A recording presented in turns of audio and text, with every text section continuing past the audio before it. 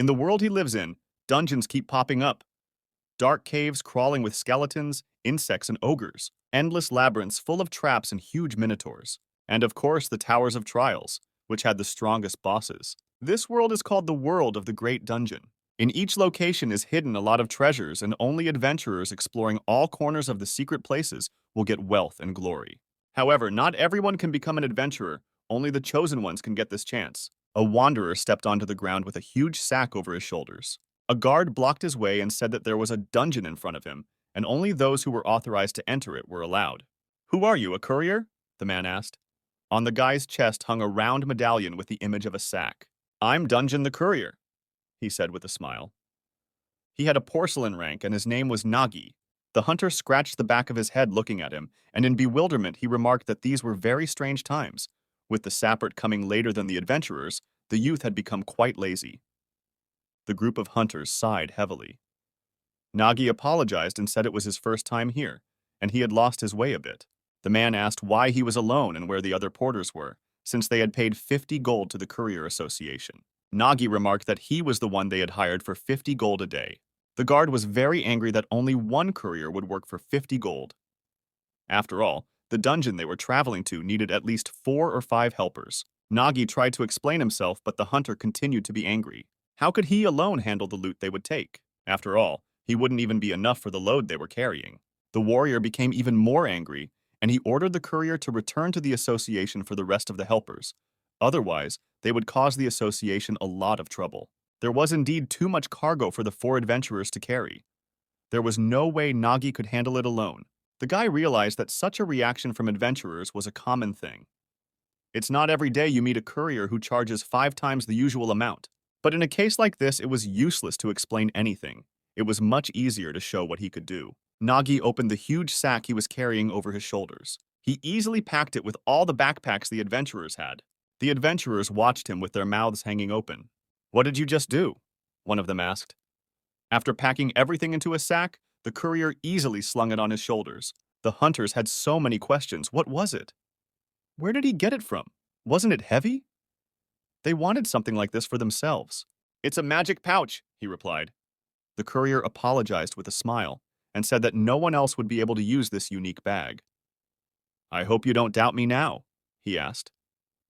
One of the adventurers asked not to make a fuss. "It's an ordinary bottomless bag," said Mr. Jeffnam. He accepted the messenger. Mr. Jeffnam had a gold rank, was a swordsman, and was the leader of the Dawn Wolves unit. But he warned the courier that he had to justify his price and work for the 5 of them. If he failed to do so, he would be held accountable. Nagi realized that this blond man was the leader of the adventurers and looked rather stern. Jeffin gave the command to his men to prepare their gear and set off soon. "It's even for the best because I'm a professional," Nagi thought, smiling. Until the end of the mopping up of this dungeon, he was ready to fulfill their needs completely. They set off on their way, and soon they were near the entrance of the cave. Nagi gets a lot more money than the other couriers. But it's not just because of his abilities. It's all about the adventurer's satisfaction score. Upon entering the cave, they lit a torch. The adventurers went ahead, the courier followed them. Adventurers who clean up dungeons face many dangers. After all, there are traps that can appear at any moment. And of course, surprise attacks. At this moment, they were being attacked by goblin trolls and spiders. The adventurers were ready to take the fight. "They're coming!" Jeffin shouted, pointing his sword in the direction of the wickedness. They began the battle. One of the hunters impaled the troll with his spear. The other shot an arrow through the goblin's head. Jeffin fought with his bare hands. Clearing a dungeon requires being prepared for many surprises, and that means a lot of stress. The fight was difficult as they let their guard down. Jeffin reprimanded his subordinates for being inattentive, which they were not happy about. On this ground they had a disagreement, and the warriors started an argument. It was for this reason Nagi decided to take over the niche. He knew how he could reconcile them and stop the bickering. "Gentlemen adventurers," the courier addressed them loudly with a wide smile on his face. He began to untie his sack. Nagi assumed they were hungry from the constant fighting. "I think it's time for a snack," he said. A divine odor began to spread through the cave. The adventurers were very surprised when Nagi pulled a plate from his sack, on which appetizingly lay huge chunks of roasted meat on the bone, surrounded by fresh vegetables. They didn't understand where so much food had come from. Meanwhile, Nagi had prepared a huge table with all sorts of treats. This was the special skill of a dungeon restaurant courier. The adventurists pounced on the huge pieces of meat. The food was plentiful and hot as if it had just been cooked. After a week on breadcrumbs and jerky, this food seemed divine to them. They wondered how the messenger bag kept the food fresh, or maybe it had a cooking function. Smiling, the guy pointed out that something else was important. That wasn't the most amazing thing this bag could do. He opened it up again. Didn't take long to search inside. The courier pulled out a water hose, another special skill of the courier land of eternal bliss. Nagi quickly filled the bathroom for one of the adventurers. The man was perplexed and delighted at the same time. It seemed to him that he was in a hot spring resort, in the middle of a snowy landscape. The view was actually a little different. The bathroom stood in the middle of a dark cave, but the man was impressed. Jeffin was not happy about this development. He didn't understand how one could fool around in a dungeon. He asked for it to stop. Although on the bright side, the baths had already been drawn, Jeffin still gave in to temptation and jumped into the warm water. Yeah, at this rate, they won't even have anything to complain about. Jeffin admitted that they wanted to ditch the association. After all, few people were capable of rendering decent services for 50 gold pieces, and this way they could get their money back. But now it seemed to them that 50 gold pieces was even cheaper for the service they had received. Nagi was amused by this. Warming his hands by the fire, he replied that if he was going to clean up the dungeons, he'd better do it in comfort. Outsiders think that the difficulty of a dungeon depends on strong monsters. But in fact, more often than not, the reason for failure is tension and unexpected factors throughout the process. For example, if you don't eat right, it can lead to indigestion. Or, for example, because of lack of sleep, you may not notice an attack and not be able to dodge it. These stories happen quite often. The couriers in the dungeon are essentially dependent on the adventurers. To get their money, the adventurers must successfully clear the dungeon. Thus, Nagi does his best to help them in this regard. Though he doesn't consider it such an outstanding ability. One of the adventurers laughed a lot. He felt that to call it insignificant was an excessive modesty. Such service was hard to get even from the outside. After such care, you feel a huge surge of energy. You start to feel that you can handle any enemy. The courier was pleased to hear that. The adventurer assured him that he needn't worry about mopping up the dungeon. As promised, the sweep went smoothly. They fought many more of the evil ones. Initially, their team was quite experienced, so they were able to deal with the monsters quickly. The problem arose with the boss. They always behave unpredictably. Jeffin had already prepared his sword. He realized that this boss was very complicated. The leader ordered his team to not give him a second's respite and attack all the time. But the monster wouldn't give up. With his huge clawed paws, he flung the archer away. He, in turn, quickly got up, loaded his crossbow, and shot the monster in the paw. It was a special shot of 7 arrows. Threads of webbing formed between them, which at the same moment chained the paw firmly to the cave wall. Webbing was a special skill of the archer. The monster continued to attack. The man with the shield blocked the blow of the monster that tried to attack them with its tail. The defender struggled to contain his attacks. Jeffin raised his sword at his opponent's tail. Applying a special warrior skill called a powerful strike, the sword severed the monster's tail in a second. The razzed monster roared loudly and began spewing fried green plasma from its mouth. The team continued to attack him. Plasma, with even more power, erupted. Jeffin was adamant. Courier watched their fight from behind the rock that served as his hiding place. He could see the monster filling the cave more and more with plasma. Nagi realized that this time they had gotten the boss lizard, Zarkum, with difficulty level B. And judging by the skill of the adventurers, the odds of a sweep exceeded 80%. But even with those solid odds, the remaining 20% could not be ignored. It was clear that if the adventurers died, he would gain nothing and would be in a dangerous position. Therefore, it was unacceptable to let them fail. He decided to help them out a little and slipped his hand back into the bag. After searching for a bit, he exclaimed, "Ah, here it is." In his hand was something round and shining. The bright light made it impossible to make out what it was. The adventurers have enough power to attack. The courier was holding a mushroom with a shining cap. The courier was holding a mushroom with a shining cap. That smoking mushroom was worth a lot of money. It was a shame to waste it. But mopping up was the priority right now, so there was no choice. Nagi spun the mushroom harder. Now all he had to do was hit his target. He saw an angry lizard, and the way Jeffin keeps fighting him. If only the monster would stop moving, then the courier could get a better aim. He needs to catch the moment when the lizard will attack the adventurers. Nagi threw the mushroom straight at the monster with all his might. It hit him right in the head and created a huge cloud of smoke. The acrid smoke made the monster begin to choke and cough. Jeffen hadn't expected such help.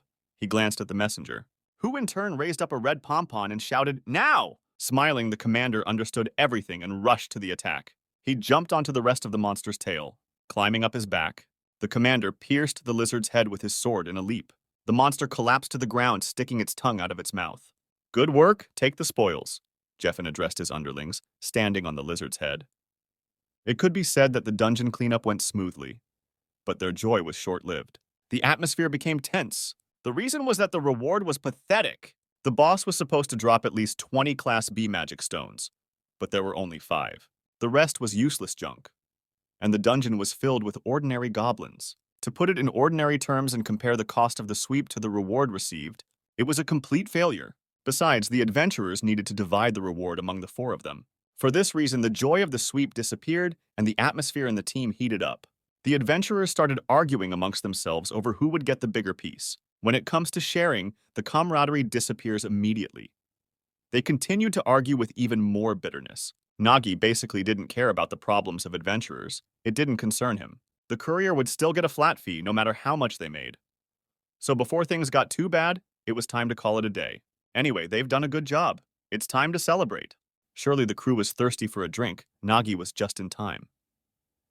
"Here's a drink for you," he offered, holding up a bottle of liquor. This idea seemed like a very good idea to them, considering how hard a fight they had. Jeffen was pleased that even in this situation he cared about them. He was also particularly excited about the smoke bomb Nagi had thrown at the boss. He felt that meeting with this courier was their greatest good fortune in this dungeon. The boy felt uncomfortable. He felt like he was being overpraised.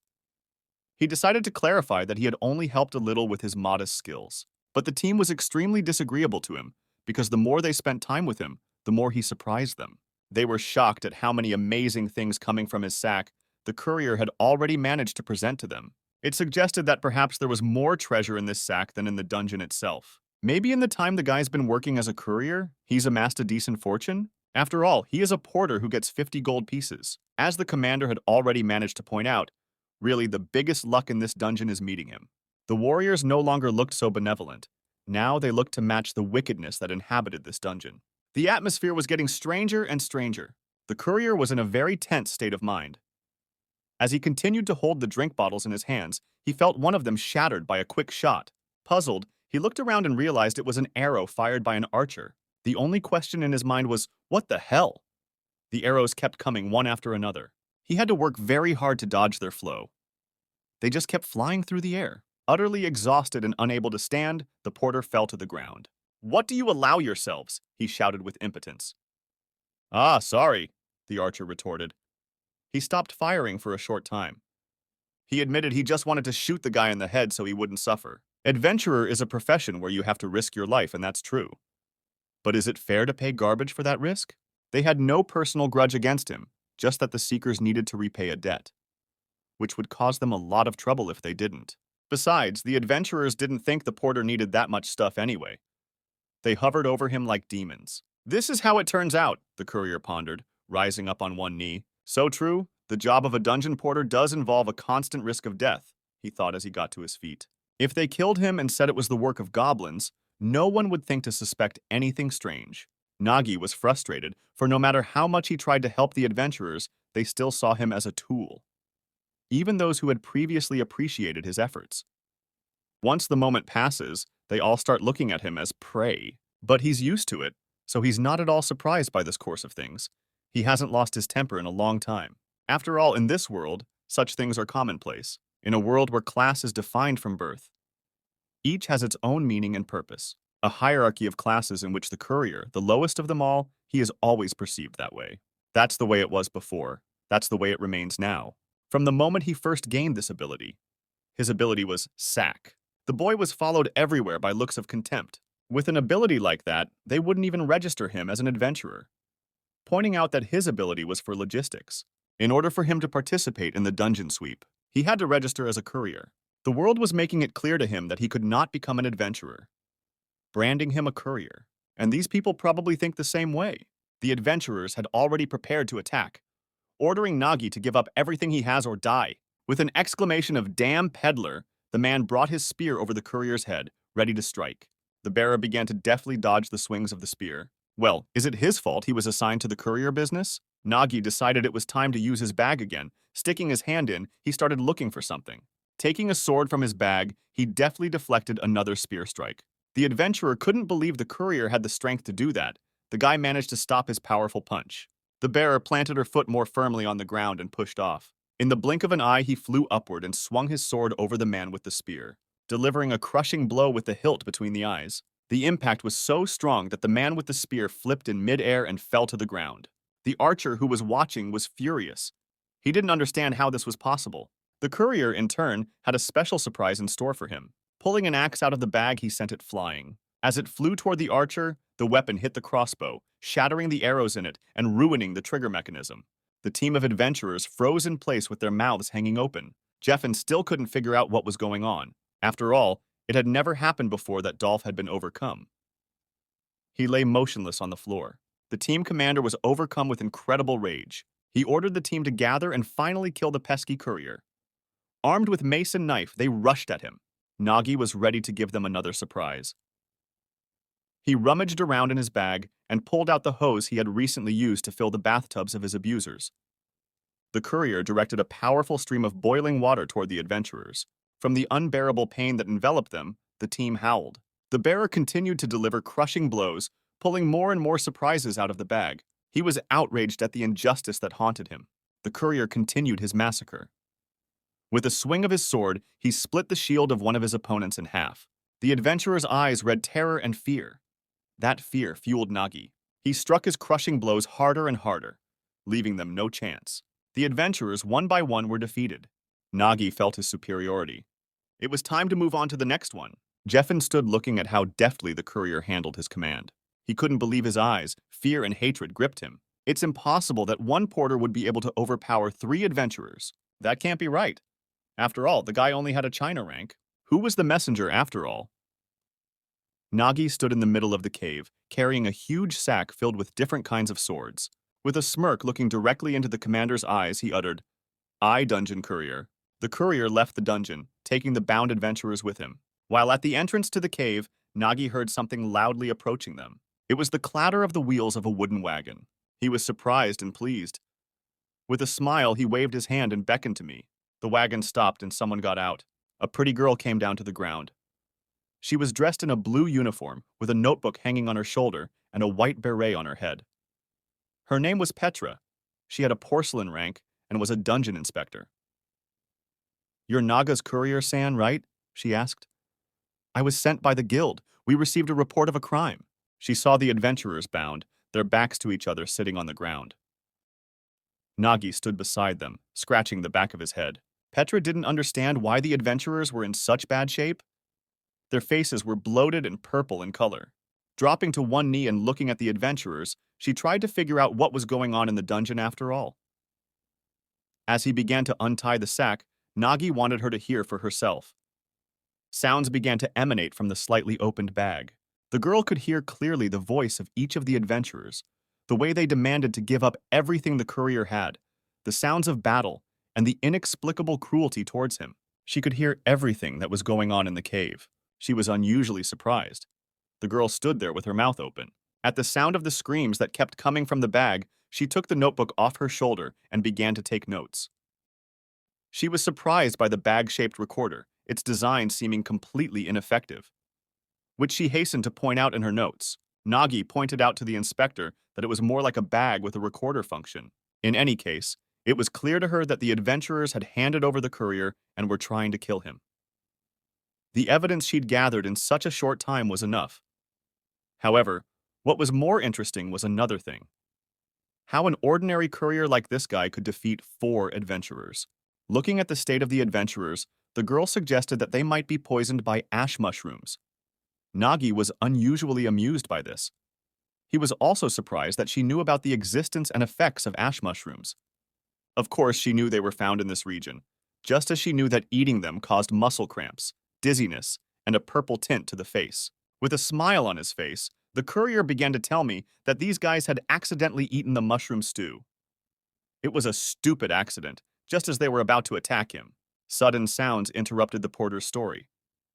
The source was Jeffen, and he began to vomit. I think the symptoms were beginning to show. Nagi was lucky, otherwise how would he, an ordinary courier, have been able to connect the adventurers? Looking at the crimson faces of the adventurers, the courier's smile never left. He bent over one of them and asked, "Isn't it true, Mr. Adventurer?" The boy with the swollen face, sweat dripping down his face, opened one eye with difficulty and replied that everything that had been said was a lie. The adventurer said that they had indeed eaten the poisonous mushrooms, but that they had not done so willingly. They had fallen into his trap before the battle had even begun. Memories of the events that took place began to swirl in the courier's mind, and he found himself back in the walls of the cave. Swinging his sword, he asked the adventurers if they were really adventurers of the golden rank. Striking the team leader courier clarified that perhaps, in fact, their rank is actually China. The strikes of the bearer's sword continued to crush the adventurers with incredible force. Nagi wore down the adventurer's leader by striking harder and repelling the blows with ease. Jeffen could feel himself growing weaker. With each swing of his sword, the strength was leaving him more and more. Even if they spent most of their energy fighting the boss, some courier couldn't overpower them. That's nonsense. Ha ha ha, you're so slow! How did you even manage to survive against that gobla? Attacking again, the porter teased. The adventurers lost to a fucking porter. How bloody humiliating. Exactly. He just pissed them off and took advantage of their confusion. From the last of his strength, swinging his sword, the commander ordered the delivery man to take his bag and get the fuck out. The only question was how the porter had so much strength. Nagi looked pleased and alert. The duel with the team leader continued in the same vein. Jeffen threw punches, the courier deftly dodging. "Oh, almost got it," he quipped. It was looking more and more like a fight show, with Nagi knowing his opponent's next move. The sword was charged with Jeffen's maximum available power, but it wasn't enough to get any closer to realizing the plan to destroy Naga. The Dunge courier wiggled and scoffed while his opponent was perplexed as to how this was possible. In a fit of rage, the blonde focused his strength for another strike. With a sweeping attack, Jeffen was sure he had hit, but Nagi just skipped under the sword like a limbo dance. Jeffen was finally starting to realize what was going on. After all, the reason they lost to the courier wasn't because he was strong. The reason was that they had weakened. Nagi froze in place, looking directly at the commander. A flame blazed in the courier's eyes. The ringleader's body suddenly weakened. He could not understand what was happening to him. He dropped to one knee and held his hand to the ground. He felt like he was going to throw up. He was so sick. "Oh, right, I didn't tell you?" Smiling slyly, the courier began his speech. "You are poisoned," he said, and burst into loud laughter. The food they ate recently had ash mushroom, which is considered poisonous. It not only improved the flavor of the dish, but was also a kind of insurance against vermin such as adventurers. Two birds with one stone, as they say. The commander found it hard to believe it was true. But if it's as the porter says, so he had been plotting to betray them from the beginning. The commander shouted in anger, his face turning red and his eyes filling with blood. With a smug smile, the courier confirmed the leader's hunch. It was just as it had been. After all, how could he, a frail courier, trust treacherous adventurers like them? But this plan was really just an insurance policy. Whether he poisoned them or not depended on their own actions. In this situation, the courier used an accelerant to make the poison take effect faster. Nagi admitted that he had planned to give them a drink to completely neutralize the poison after completing the task. However, some idiot broke it. Still, the courier had one more bottle left, even though it happened the way it did. If Jeffen now says that the porter poisoned them, it won't sound credible, so he had to admit that everything Nagi had told the inspector was true. It just so happens that they accidentally ate the soup. After all, a great team can't admit that they were defeated by a courier. If only they hadn't eaten that soup. Perhaps they wouldn't be in such an embarrassing position, sitting tied up at the entrance of the dungeon with swollen purple faces. Trying to explain to the inspector about the events that had happened just before. After listening carefully to everyone, Petra made her decision. The situation was clear. What remained was to transport the criminals. She ordered the guards to put everyone on the wagon. Throwing in the bag on his shoulders, the courier was ready to leave. But the inspector's voice stopped him. Pointing to the wagon with her hand, she offered to give him a ride if he was going to town. Nagi stopped and thought for a moment. He had not expected such a suggestion from the inspector. After a little thought, he asked, "Is it free?" and laughed at the top of his voice.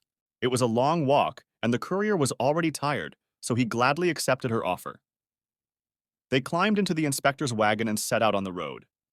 In the wagon, the girl shared that she was very sorry because the porter had to face such an unpleasant incident. Barely he had just arrived in this city. On behalf of the Adventurers Guild, she brought her changes. The guy told her not to worry. Couriers encounter this kind of thing every day. Shoving his hand into the bag, he started looking for something. The inspector understood that, but there was something he should have known. She had seen the porter stick his head into the bag at one point in the search and look for something. Turning toward the adventurers who were sitting in the wagon behind the bars, she explained to the porter that even though this case was not the courier's fault, the guild would not look into such things. The adventurers he captured belonged to the Dawn Guild. This guild is known for its arrogant behavior in the region. If their members are offended, they are sure to retaliate. Shifting her gaze to Nagi, she warned him that he needed to be careful for a while. Suddenly, her speech was interrupted. It had all happened so fast. She stared at the courier in confusion. The girl saw the unknown creature suddenly emerge from the courier's sack. The guy's head was completely in his mouth. She asked Nagi if he was listening to her. In response, she heard his muffled voice, which answered in the affirmative. With a sharp jerk, he released his head from the creature's jaws after all. The boy named the creature Gluttony. Nagi told him not to show his face in public. People get scared when they see him. He started pushing it back into the bag. Not going back, the creature yelled that it was very hungry. This frightened the inspector, and again, taking out her notebook, she quickly began to make a note of the strange creature in the bag. She kept asking the porter what this strange thing was.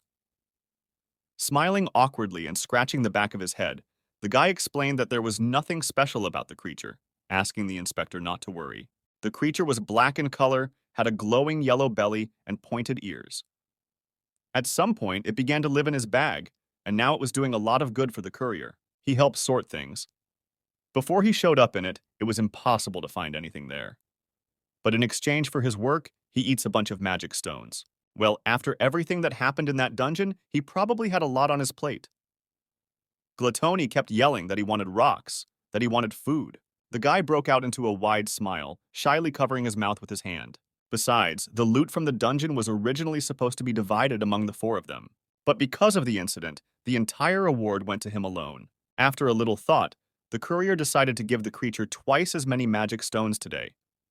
That made the little one very happy. He crunched the huge golden stone with pleasure. The girl had never seen creatures feeding on magical stones before. To be honest, other than Gluttony, Nagi hadn't seen anyone else either. But since he wasn't hurting, it could be said to be a mutually beneficial relationship. The guy was becoming more and more smitten with Petra, although it might be more accurate to say that it was the bag that squeezed him. She'd never heard of anything like it. Suddenly, the carriage jerked sharply, and the horses gave a loud roar and started stomping their hooves. Nagi, the inspector, and the guard almost fell off the wagon. What had the horses so excited? They didn't know, but something had clearly spooked them. The courier was thinking about something. A strange feeling swept over him. The wagon stopped on a stretch of road in the middle of the forest. Without a doubt, it was a dungeon breakthrough. But why had it happened here? Nagi turned to the inspector. He held a finger up, pointing in the direction. Behind the mountain, a dungeon breakthrough could be felt. He pointed to a high mountain with a bright light coming from behind it. What? A breakthrough to the dungeons? The inspector was agitated. It was bad enough, but how did the courier know about it? Perhaps he had some sort of magical device to detect such things? They stood staring off into the distance at the bright light. Naga had what they call flair. The girl had little faith in the mysterious abilities of the porter. Clutching the side of the wagon tightly with his hand, he realized they were out of time. He clenched his teeth in anger. The courier knew he had to hurry to avoid casualties, the guy told the inspector. Petra thought it was absurd to rely on a gut feeling. Even she, the inspector, felt nothing. It's true. There really is a breakthrough to the dungeons, the creature from the bag echoed back. He liked magical stones. He could feel them over the mountain too. It was just an unreal delicious smell. With burning eyes, the little boy looked toward the mountains. He's sure. Petra looked at him in disbelief, but there was still some interest in her eyes. After giving it some thought, the inspector decided to go and have a look. to confirm or deny the courier's theories. The wagon set off. The bearer and the inspector stood at the foot of the mountain. They watched the whirlwind of flame come from the rift. Dungeons that have existed for too long eventually enter a state of breakthrough, and monsters from within burst out, wreaking havoc and death. That's why in this world, they are obliged to mop up the dungeons. They looked at the rift in which a whirlwind of flames raged. This was a real breakthrough into the dungeons. It looked like it was ripe and about to burst. The boys stood there with their mouths hanging open, unable to take their eyes off it. The girl wondered how Nagi was able to sense it at such a distance. He simply couldn't forget the feeling. The courier began to have flashbacks, memories of everything going up in flames, horrible monsters that burned everything around them. All the subterranean evil had gotten out and was turning the world into chaos. And he's in the middle of it all. During the breakthrough, a veritable hell on earth ensues. Looking at him, the inspector thought that perhaps this man had experienced a breakthrough. But even if he had survived it, could he really feel it? She was overcome with doubt. Nagi realized that something still didn't add up. If the dungeon is located so close to the village, the adventurers couldn't help but sweep it. The girl started flipping through her notebook. Right. The records indicated that this dungeon had already been taken over. Could you be more specific about who exactly was clearing it? Nagi asked. This dungeon of rank D was commissioned by one adventurer of mithril rank and 2 adventurers of copper rank. The mithril adventurer's name was Dura Khan.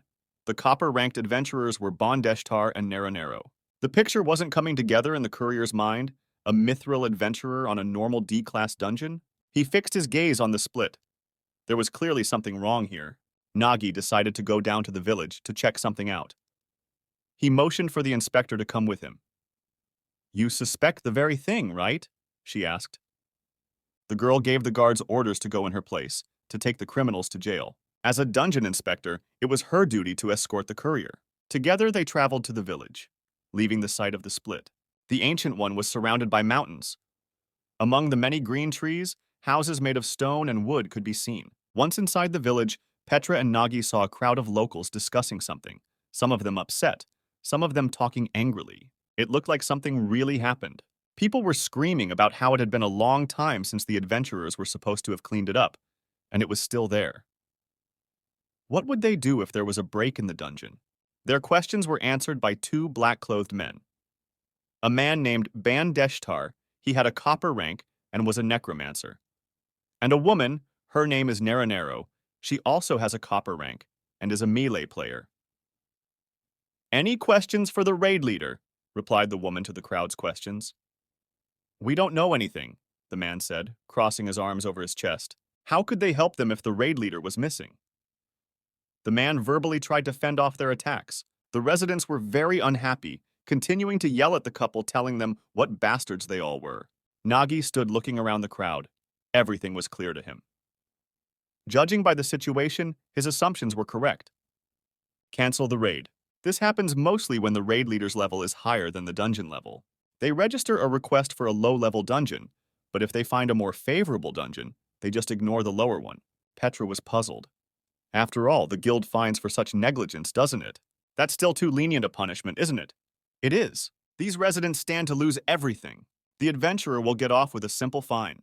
This dungeon will be breached as early as tonight. Even if Petra and Nagi requested help from the Adventurers Guild, this village would already be in ruins by the time they arrived. Even in such a situation, these adventurists only wave away and talk nonsense. Ben Deshtar continued his discussion with the crowd. We're the victims too. The raid leader is missing and we're left with nothing. The breakout is no longer our concern. Do what you want, he voiced. Shouting at his opponent, he suggested that if he had a grievance, he should file a formal complaint with the guild. They weren't responsible for that, and they didn't have to listen to nasty things from people. Adventurers are not heroes or defenders. Nagi was well aware of that as he watched the squabble. These upstarts who only care about their own gain. Even so, it is the power of adventurers that is needed in this situation. Only they can prevent the dungeon from breaking through. At times like this, Nagi regretted that his class was courier. Now they have to evacuate the residents. Saving their lives was the priority. Petra understood that perfectly well. The carrier wasn't so sure. He doubted the men could be saved. He clutched his messenger medallion tightly in his hand. The inspector had not expected such indecision from the boy. What did he mean by that? Nagi smiled broadly as he thought of a plan. He knew that winter was coming soon. If people lose their homes, will they be able to survive such a long winter? He clutched his medallion more and more tightly in his hand. No, that's impossible. He ripped the hated piece of jewelry from his neck and tossed it as far away as he could. What this village needs now is not a courier. A golden circle glittered in Nagi's hands. So, the carrier burst out laughing. What a stroke of luck. Went into the village for a while, and there's a dungeon break. He tried to speak louder so the adventurers could hear him better. He managed to get their attention. Nagi embarrassed the inspector with his question. After all, if the dungeon rupture was eliminated, the reward from it could be taken away without any commissions. Right? Which the girl hesitantly confirmed. It's just a gift of fate for the courier. Bandeshtar and Naranero stared directly at him. He was of genuine interest to them. Who is he? Is this guy really going to sweep the dungeon? When they noticed the color of his badge, their eyes rounded. Was there really a gold-ranked adventurer standing before them? Around Naga's neck glittered a golden, round medallion with the image of a sword inside. The guy invited them to join him and promised to split the reward 9-1. With a sly smile, he waited for them to answer in the affirmative. The idea was quite real. Therefore, Nagi temporarily became an adventurer. Smiling nervously, the courier asked a question addressing Petra. By the way, Inspector, what is the fine for illegally assuming the title of adventurer? As far as I know, it starts at 1,000 gold pieces, the girl replied. Nagi tensed up. Damn. This portal leading to an uncharted dimension is a dungeon recommended only for adventurers with a rank of at least gold. Normal dungeons, no matter how high in complexity they may be, will eventually, it comes down to destroying monsters. But in the abyss, the enemy is space itself. Even an experienced adventurer cannot foresee the conditions for completing this dungeon before entering it, which increases the risk of disappearance or death many times over. That's why this dungeon is avoided. Moreover, Petra, Nagi, and the adventurers had to pass this dungeon in a certain amount of time. The newfound team stood at the rift, looking at the whirlwind of flames. Judging by the magic limit, this dungeon would begin to collapse in an hour. In other words, if they wanted to prevent the destruction, they should go through it in an hour. But in 1 hour, it will be very difficult to handle any challenge, especially if you're in the abyss. Nagi's only hope was that they would come across an easy dungeon.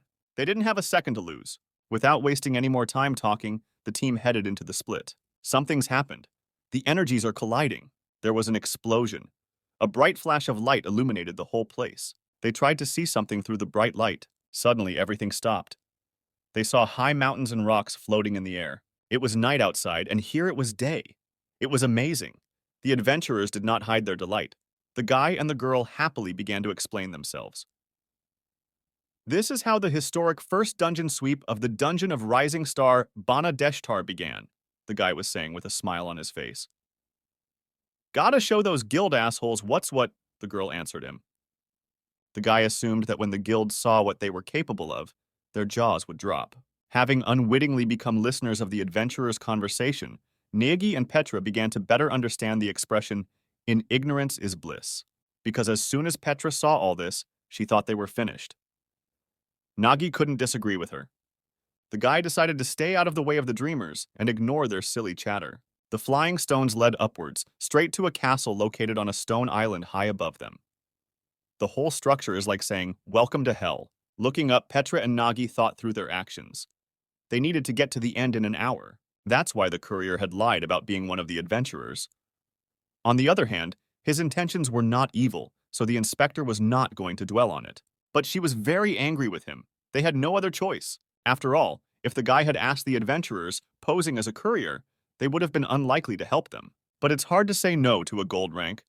It's the kind of thing you can fight with as a team. It might be far-fetched, but if the dungeon wasn't cleared, there would be a breakthrough. Petra knew that. That's why she came here. A dungeon breach must be prevented. If not, the villagers would be in danger. The blonde started licking her fingers. Then the girl with the cat ears moved on to licking her shoulder. She couldn't understand what was bothering them so much.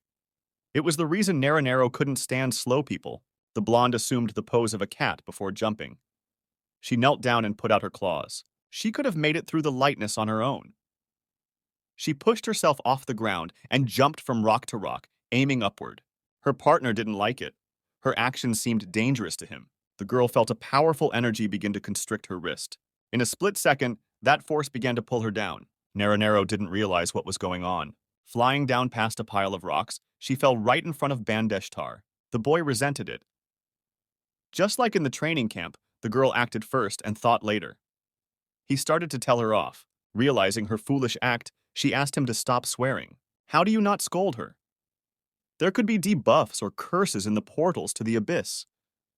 They'd been through this so many times at camp. She was becoming increasingly uncomfortable. Naranero knew that. She had just forgotten a little. The adventurers are right. The inspector raised her index finger upward, forming a small blue cloud. In the portal to the abyss, the first thing to check for is the presence of the curse. To do this, Petra used her special scout skill, detection. Energy formed on the adventurers' wrists. Like shackles, she shackled them with chains. It seemed to be the curse of the dungeon. The team stood bound in invisible shackles. Now they must move together without being separated from each other, much to Naranero's dismay. It looked like tricks wouldn't work in this dungeon. Luckily, the newfound team had plenty of climbing gear, which was found in Nagi's sack. The blonde cat-eared girl was surprised by his huge sack, holding a climbing hook, the rope of which went deep into the bag. Nagi prepared to try to move forward, one step at a time. One step at a time. This is the key to such spatial dungeons. There's no need to rush to avoid wasting your strength. But you shouldn't slow down too much either, keeping an optimal pace. Then it would be possible to reach the goal. Nagi moved at the head of the team, ordering the others to follow his pace. We shouldn't forget that they were chained together, so the distance couldn't be too great. It was necessary to keep an optimal distance and move forward. The blonde with the cat ears didn't like this arrangement. She thought their leader was walking too slowly. She wanted to lead the group and run ahead. Nagi forbade her to do so. It's better to go slowly but with a well-thought-out route than to go fast and lose time on the way back. I mean, even if you follow the exact route. The problem was that there are always a lot of variables to be found in the abyss, like a huge, winged stone pig hovering in the air. Opening her mouth, she sucked in the rocks that flew past her. Once in its mouth, they began to break into small pieces. The pig ate them with a crunch. This situation seems to be a dead end. Nagi watched the huge unknown monster. Petra decided to look up the answer in his notebook. This monster is called a stone-eating pig. Although it is a strong monster, it is not aggressive unless provoked. The guidebook said that they dwell in places with a lot of rocks. But the fact that they were even found here was surprising. According to the source, it also emits waste quickly. A stone ball flew out from under the pig's tail with an appropriate sound. It eats and excretes waste, thus changing the structure of the dungeon. This dungeon ecosystem is incredible. Nagi was amused by the inspector's satisfied look. It was just her first time seeing it in person. But anyway, they have a problem. The platform they wanted to climb on was completely destroyed. They had only one way left. Throw the hook that was in Naga's hands on the stone pig and attach the rope. But if they miss, they'll provoke her. The stone pig could become aggressive. The team didn't have the time or energy to fight. In that case, Bandeshtar is up for the challenge. It looked like his finest hour had arrived. Needing his right hand, he asked the leader to watch carefully. The adventurer thrust it forward. The hand began to heat up. When the heat reached its maximum, an explosion followed. Two of the guy's fingers separated from his hand and flew forward. Falling down, the fingers began to transform into something. It was a necromancer's special skill, finger summoning. It caused pieces of the necromancer's flesh to transform into two sturdy warriors. They were segmented golems, pebble, and cobble. Surprising. The summoning ability was very rare. The team looked at their newfound help in delight. All except the girl with the cat ears. If the summoned creature caught the hook, they could attach the rope without provoking the stone pig. Looking at the golems, Nagi noticed something odd about their behavior. Moving soldiers trembled. The neck of one of them snapped to the side with a loud crunch. They were moving strangely. They were twisting their limbs, bending in different directions. Naranero told the team that in the camp, Bandeshtar was nicknamed Explosive Ban. No one trusted his summoned creatures, because his control over them was mediocre to say the least, and at the end, all of his minions exploded. While in hypnosis, the guy continued to control the golems. He asked them to be quiet. After all, Controlling the summoned creatures is like looking in a mirror and moving the left hand separately from the right. If he maintained control for no more than 5 minutes, he'd be fine. He hoped so. Nagi and Petra continued to watch the soldiers dance on the back of the stone pig. Though it looked uncertain, but time was short. So Nagi prepared a hook. They need to get through quickly before the whole thing explodes! He swung and sent the gun flying. Hook rushed forward, holding the hand of his comrade, who in turn held onto the stone pig. One of the soldiers reached out to catch him. Past his hand, the hook went straight into the golem's head. It smeared it and lodged itself firmly inside. At the same moment, the necromancer grabbed his head with a scream. During the summoning, part of the consciousness is connected to the creatures. You have to be careful. Nagi apologized and asked to be patient for a moment. The courier began to climb up the rope. Although it's a very difficult dungeon, they were still a bit lucky. The abilities of the adventurers accompanying them proved useful in this dungeon. The boys were already at their destination. Especially those minions, it will be pretty easy to get through the dungeon with them. At the finish line, the leader sensed something had gone wrong. It had only been 3 minutes, but the hook was slowly starting to leave the soldier's head. The crew members felt themselves getting seasick. They asked Nagi to hurry up. Bandeshtar realized what was about to happen. He apologized to the team. The golem should be exploding any minute now. The crack that appeared on the golem's head as a result of the hook hitting it was out of control. The soldiers began to swell. Through the stitches in their bodies, a pink light began to appear. The golems were getting bigger and bigger. At one point, they looked like a balloon. Eventually, a bright light burst out. There was a large explosion, a cloud of smoke and chunks of rock flying around. The hook was no longer holding onto anything and was floating in the air. Snapping off the rope, the guys promptly began to fall downward, trying to grab onto the air currents. They were scared and screaming at the top of their voices. Everyone was trying to grab what they could. We had to start all over again. Nagi couldn't let that happen. If they fell back to the starting point, they would never make it to the top. Right now, we should at least minimize our losses. He reached into his bag. Rapidly, the bag began to take on air and inflate. A special new messenger, an air cushion. The bag ended up on one of the boulders, similar to the ones the boys were flying past. They took turns landing on it, ending up on top of each other. When the last member of the team landed, the bag pushed them out, and the guys were in the air again. The courier's foot stepped on the ground. When they reached the top of one of the rocky islets, they began to catch the sack. Nagi was the first to grab the end of the rope that dangled from the sack. He pulled the sack up. "Is everyone all right?" He turned to the team. Thanking him, Petra almost let slip, almost calling him a courier. She managed to stop herself just in time. Naranero cheered the necromancer as he lay on the ground, saying how good he was. Time was running short. The inspector lamented that they had lost much of their progress. Would they make it to the top in time? Petra looked up at the castle in the distance. They have no choice. The courier turned to the adventurers. His eyes were filled with anger. In a blink of an eye, he started yelling at the couple. Now he could no longer adjust to their stamina.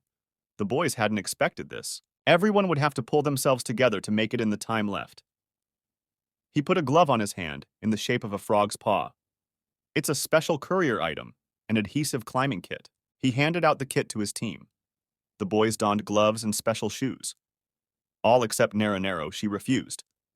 Now they would have to walk vertically all the way to the top. The necromancer wasn't ready for that. They can't let their guard down. If one falls off, they all fall. The closer to the top, the more traps and variables will arise. As they traveled, they passed an area with falling rocks, trying to keep their balance on a patch of ice. We also tried to keep our composure on the narrow log section, on which a stone monkey threw surprises in the form of banana peels. In the explosive rock section, they came across a flying boulder. You can't touch it. It was an explosive rock. Such a thorny path took a lot of their energy, and they were exhausted and begging for rescue. They did not know how long they had left to climb. Nagi cheered them on, telling them that they were almost there, that they had to be patient a little longer. It was the 10th time he had said it. That made the exhausted adventurers very angry. Naranero would rather fight monsters than climb mountains. That's not why she became an adventurer. The courier stood his ground, convincing the girl that this time he meant it. He stood looking at the castle, which was on a huge stone island. The top of the castle was already visible. The castle walls were well protected. It seems that the boss monster of the location is waiting for them at the top. The pink monster slept soundly in the cold embrace of the castle's stone walls. The adventurers were overjoyed. They had met a monster. At last, Bane Deshtar's first official fight would take place. The girl is ready to deal with the boss monster and show those guild assholes who only gave her a copper rank what's what. That made her feel stronger. Bane Deshtar couldn't help but agree with her. How could the guild do this to them? They were the elite of the training camp. We need to put them in their place. But, looking at them, Nagi realized that judging from their physiological abilities and talents, these two were indeed above the copper rank. It's probably because necromancers are despised and beastmen have only recently stopped being slaves. The blonde was determined. Worst case scenario, the leader of the group would be able to handle it. The necromancer agreed with her. It was logical. He was a gold-ranked adventurer after all. Nagi felt awkward. He had taken them just to deal with the monster. Something was bothering Petra and she asked them to wait a bit. Looking at the pink monster, she realized that something was wrong here. The monster boss at the top was a lindworm, but their species does not have a purple color. If a lindworm turned purple, there is only one way to do it, in the event of his death. The monster's eye sockets had a white coloration. He was already dead. Nagi didn't expect this.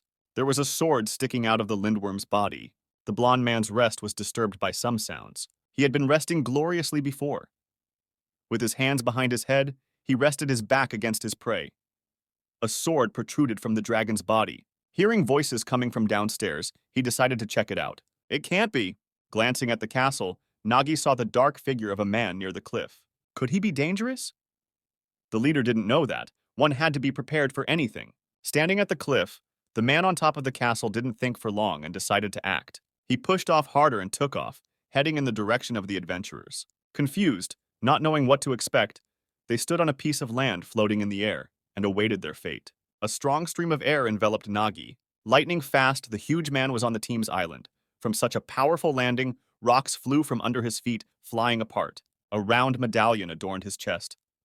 The man looked directly into the leader's eyes. The commander only cared about one thing at that moment. Naga's gaze was fixed on the jewelry on the warrior's chest. Mithril rank, so it's not a raid cancel.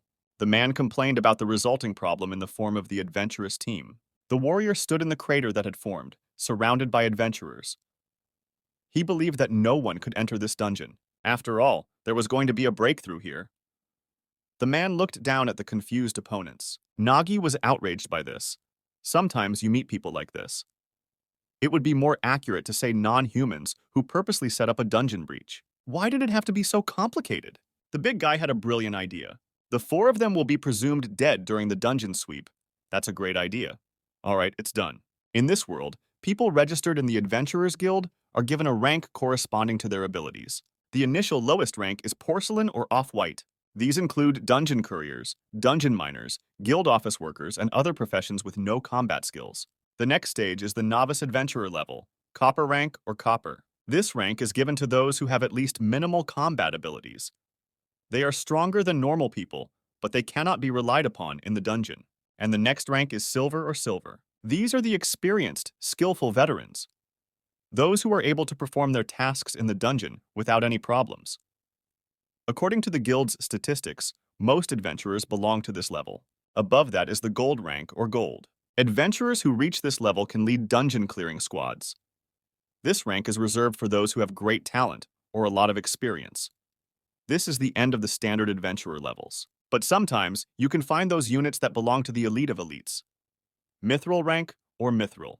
People refer to adventurers who have reached this level as gods who have risen above the human race. Only those who surpass the limits of human understanding can reach this level. The warrior stood in the crater that had formed, surrounded by adventurers. He thought that no one could enter this dungeon. Nagi felt uneasy. Drops of sweat dripped down his scales. The large warrior had such a crushing aura. The leader felt uncomfortable just looking at him. Just by looking at him, it's clear that even the four of us can't beat him. He radiated incredible strength and power. There was something devilish, sinister in his eyes. The leader turned to the inspector. Perhaps she knew this adventurer. Petra knew him. There weren't many adventurers of mithril rank in this city. The girl had previously talked about the unceremonious Dawn Guild. This person is their squad leader. A huge, invincible blonde man. This is a berserker named Dullahan. The inspector's face looked familiar to the big man. That's right. She's the same girl who works at the guild. What's a chick like her doing in this godforsaken dungeon? Maybe she's playing the adventurer. What Dullahan didn't understand was, why do it by just being white? Petra had gathered many questions for the bulky man as well. For example, why isn't Mr. Dullahan of the Dawn Guild cleaning up this dungeon? She approached the big man at point-blank range and began her interrogation with great fervor. This dungeon is about to rupture. Preventing a rift is an adventurer's first duty. The man was amused by the nature of the girl's questioning, watching her with a smirk. Duty? This is ridiculous, he laughed.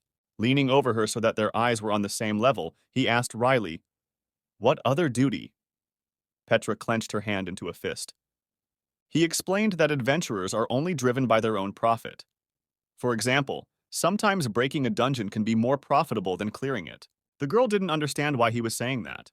Nagi felt a great sense of disappointment in the adventurers. He'd never thought of adventurers as heroes or brave, but he'd never imagined that there were scum that badass. If he really is going to set up a dungeon rift, the leader will do anything to stop him. His hand automatically clenched into a fist. But he's mithril rank. Fighting him head-on would be insane. His hand resumed its relaxed position. It was time to turn to the bag again. Nagi reached for the strap. Digging into his sack and cracking a smile, he turned to Dullahan. "There seems to have been a misunderstanding, Mr. Adventurer." The courier succeeded in getting his attention. The bearer told the warrior that they had only accidentally stumbled upon this dungeon and decided to look into it, and seemed to have accidentally interrupted him. As a sign of reconciliation, the guy gave a gift, the master's famous shish kebab. Dullahan began to look at the food. The kebab looked very appetizing. Even though it was out of the bag, Nagi assumed that the warrior had gotten hungry while in the dungeon. He suggested he try the food before it got cold. Direct confrontation with this scumbag is not an option. The courier had a plan. The bully needed to be weakened. The hungry giant was happily eating the juicy chunks of meat. Hot, like it was just cooked. It was extremely delicious. The man ate it with great speed, stuffing both cheeks. The warrior didn't hide his delight. The kebab was really incredible. The meat is cooked evenly and the shrimp is cooked perfectly. You can kiss the courier for such deliciousness. Dullahan could eat as much as he wanted. That's what it took to make him eat as much as he could. The kebab had been prepared especially for him, according to a special recipe. Nagi chuckled to himself. Suddenly, the warrior's hand came down on the courier's shoulder, squeezing it. The bully had tasted all the ingredients. He began to thank the courier. The ash mushroom added to the sauce gave it an exquisite flavor. It was delicious. Did Nagi really think such a cheap ploy would work? The courier wasn't ready for this. Shit, it's all gone. Dullahan brought his fist up over the porter. He was going to thank him properly for the treat. A powerful blow followed to the head of the cook. It was so strong that Nagi flew off the stone platform and promptly began to fall downward. The situation was worse than expected. In the blink of an eye, his team followed him one by one. Petra was already in the air. It was the turn of the blonde with the cat ears. Energy enveloped her wrist. The girl felt invisible chains begin to drag her off the platform. Her feet were already starting to lift off the ground. Trying to push herself against the ground, she resisted the effects of the energy with all her might. Being at the edge of the cliff, she saw Nagi and Petra land on the small island below. The chains were still binding them. The girl looked at her wrist. What to do now? Naranero heard the warrior behind her approaching her. She broke into a cold sweat. Dullahan was amazed at the team's unpreparedness. These underachievers couldn't even break the curse of the chains. How unlucky for them. She had a hunch it wasn't good. Preparing to attack, the warrior began to gain acceleration. Naranero took a defensive stance. This dungeon could be their grave. The forces were not equal, she realized that. It didn't make sense to just stand there. We must act. Bondeshtar is ready to engage. In a second, a powerful explosion engulfed the platform. Everything was flooded with bright light, and a column of smoke rose upwards.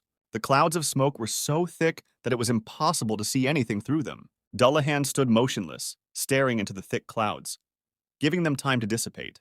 A pathetic, summoned spirit appeared in front of him, with the necromancer and the blonde behind him. Does this undertrained necromancer think he can handle a mithril-ranked adventurer? Bondeshtar remembered something. After all, this warrior was the group leader who had agreed to participate in the dungeon, and then just didn't show up.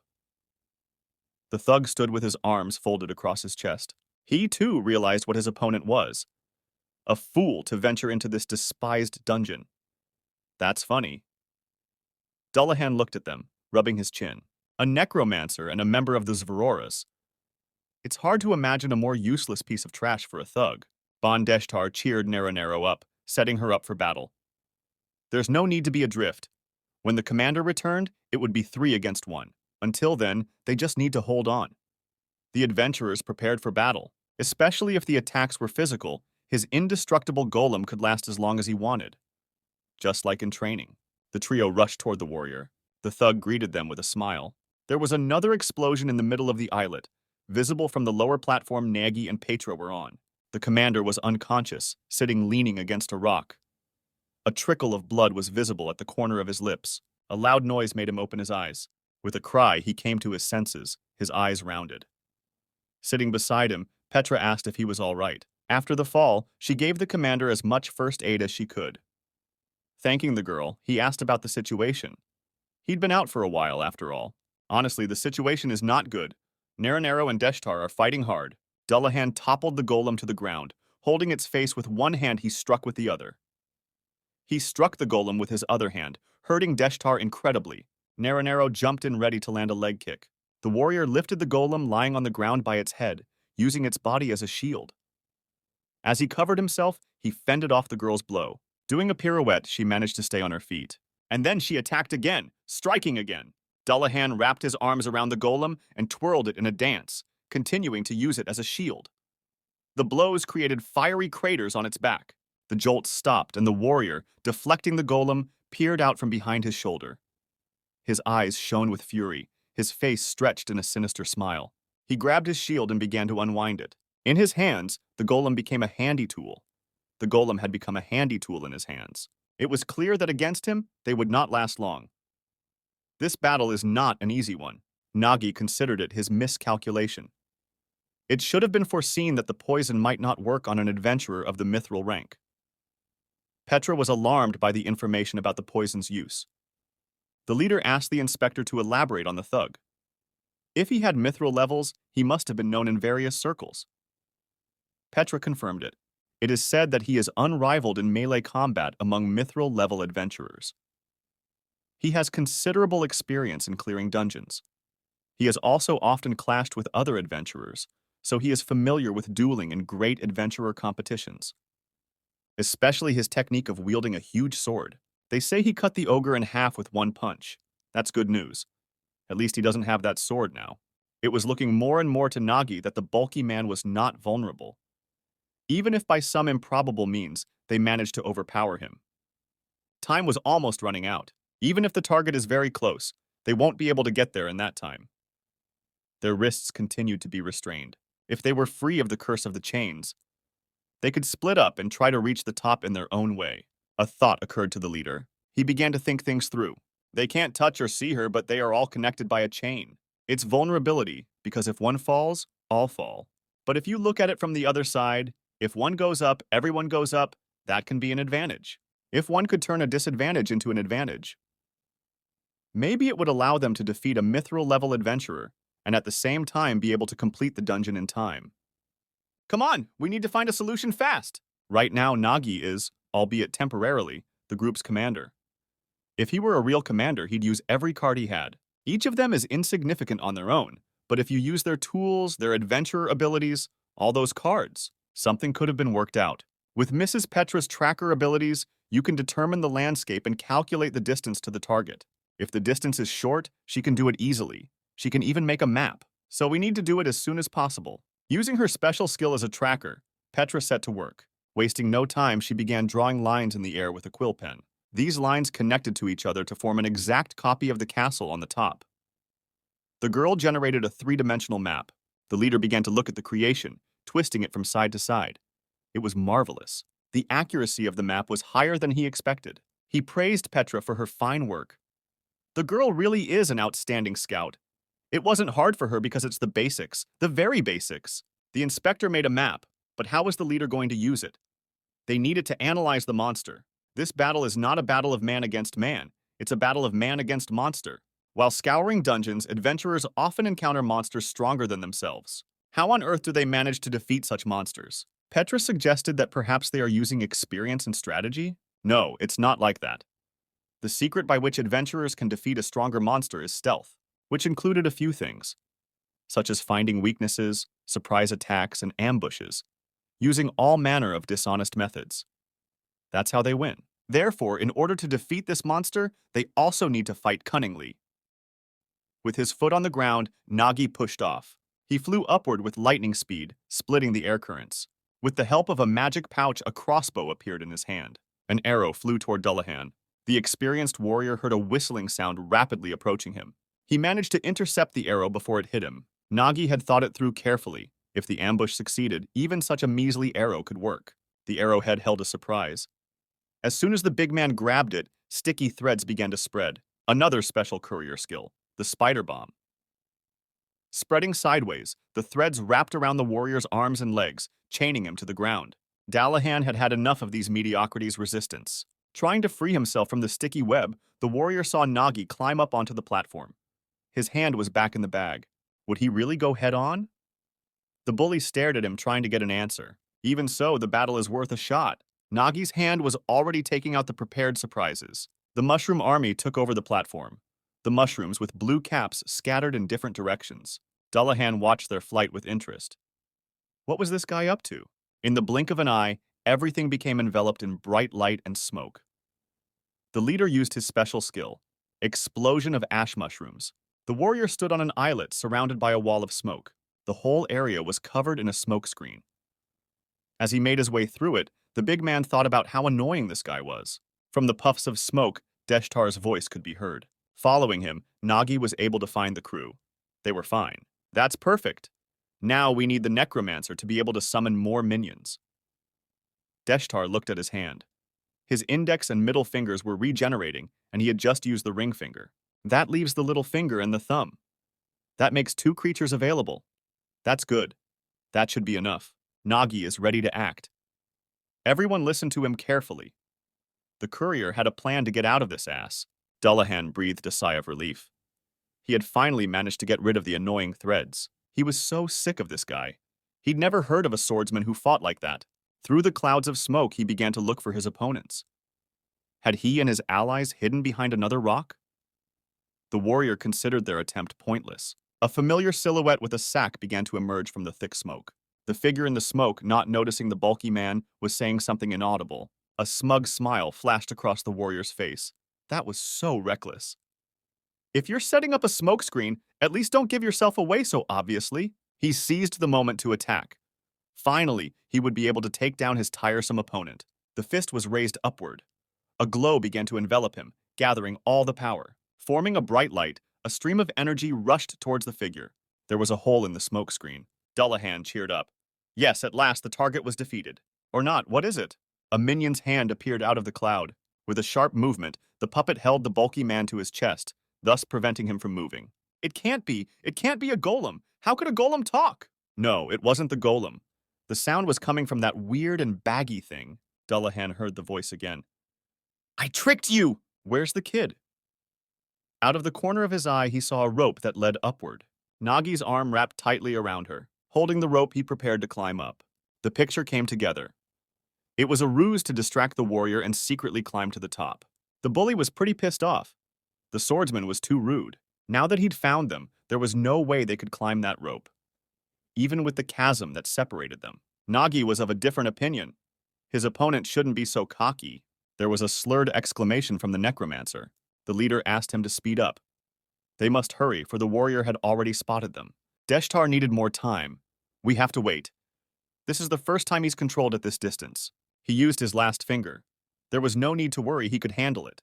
The hook flew straight for the castle walls. He was on an important mission, delivering a very valuable cargo to the summit. Tied tightly with a rope, a necromancer's finger. Before he could reach his target, the finger began its transformation. It made a pretty cute belly bear holding a hook in his paw. Now it was his turn to deliver the package to the castle walls. The minion's foot stepped on the stone floor. Keeping the hook on his shoulder, he began to run, pulling the rope taut. The purple monster lay motionless in the same spot where he had been thrown. Mignon walked toward it. As he flew upward, he brought the hook over the dragon's body.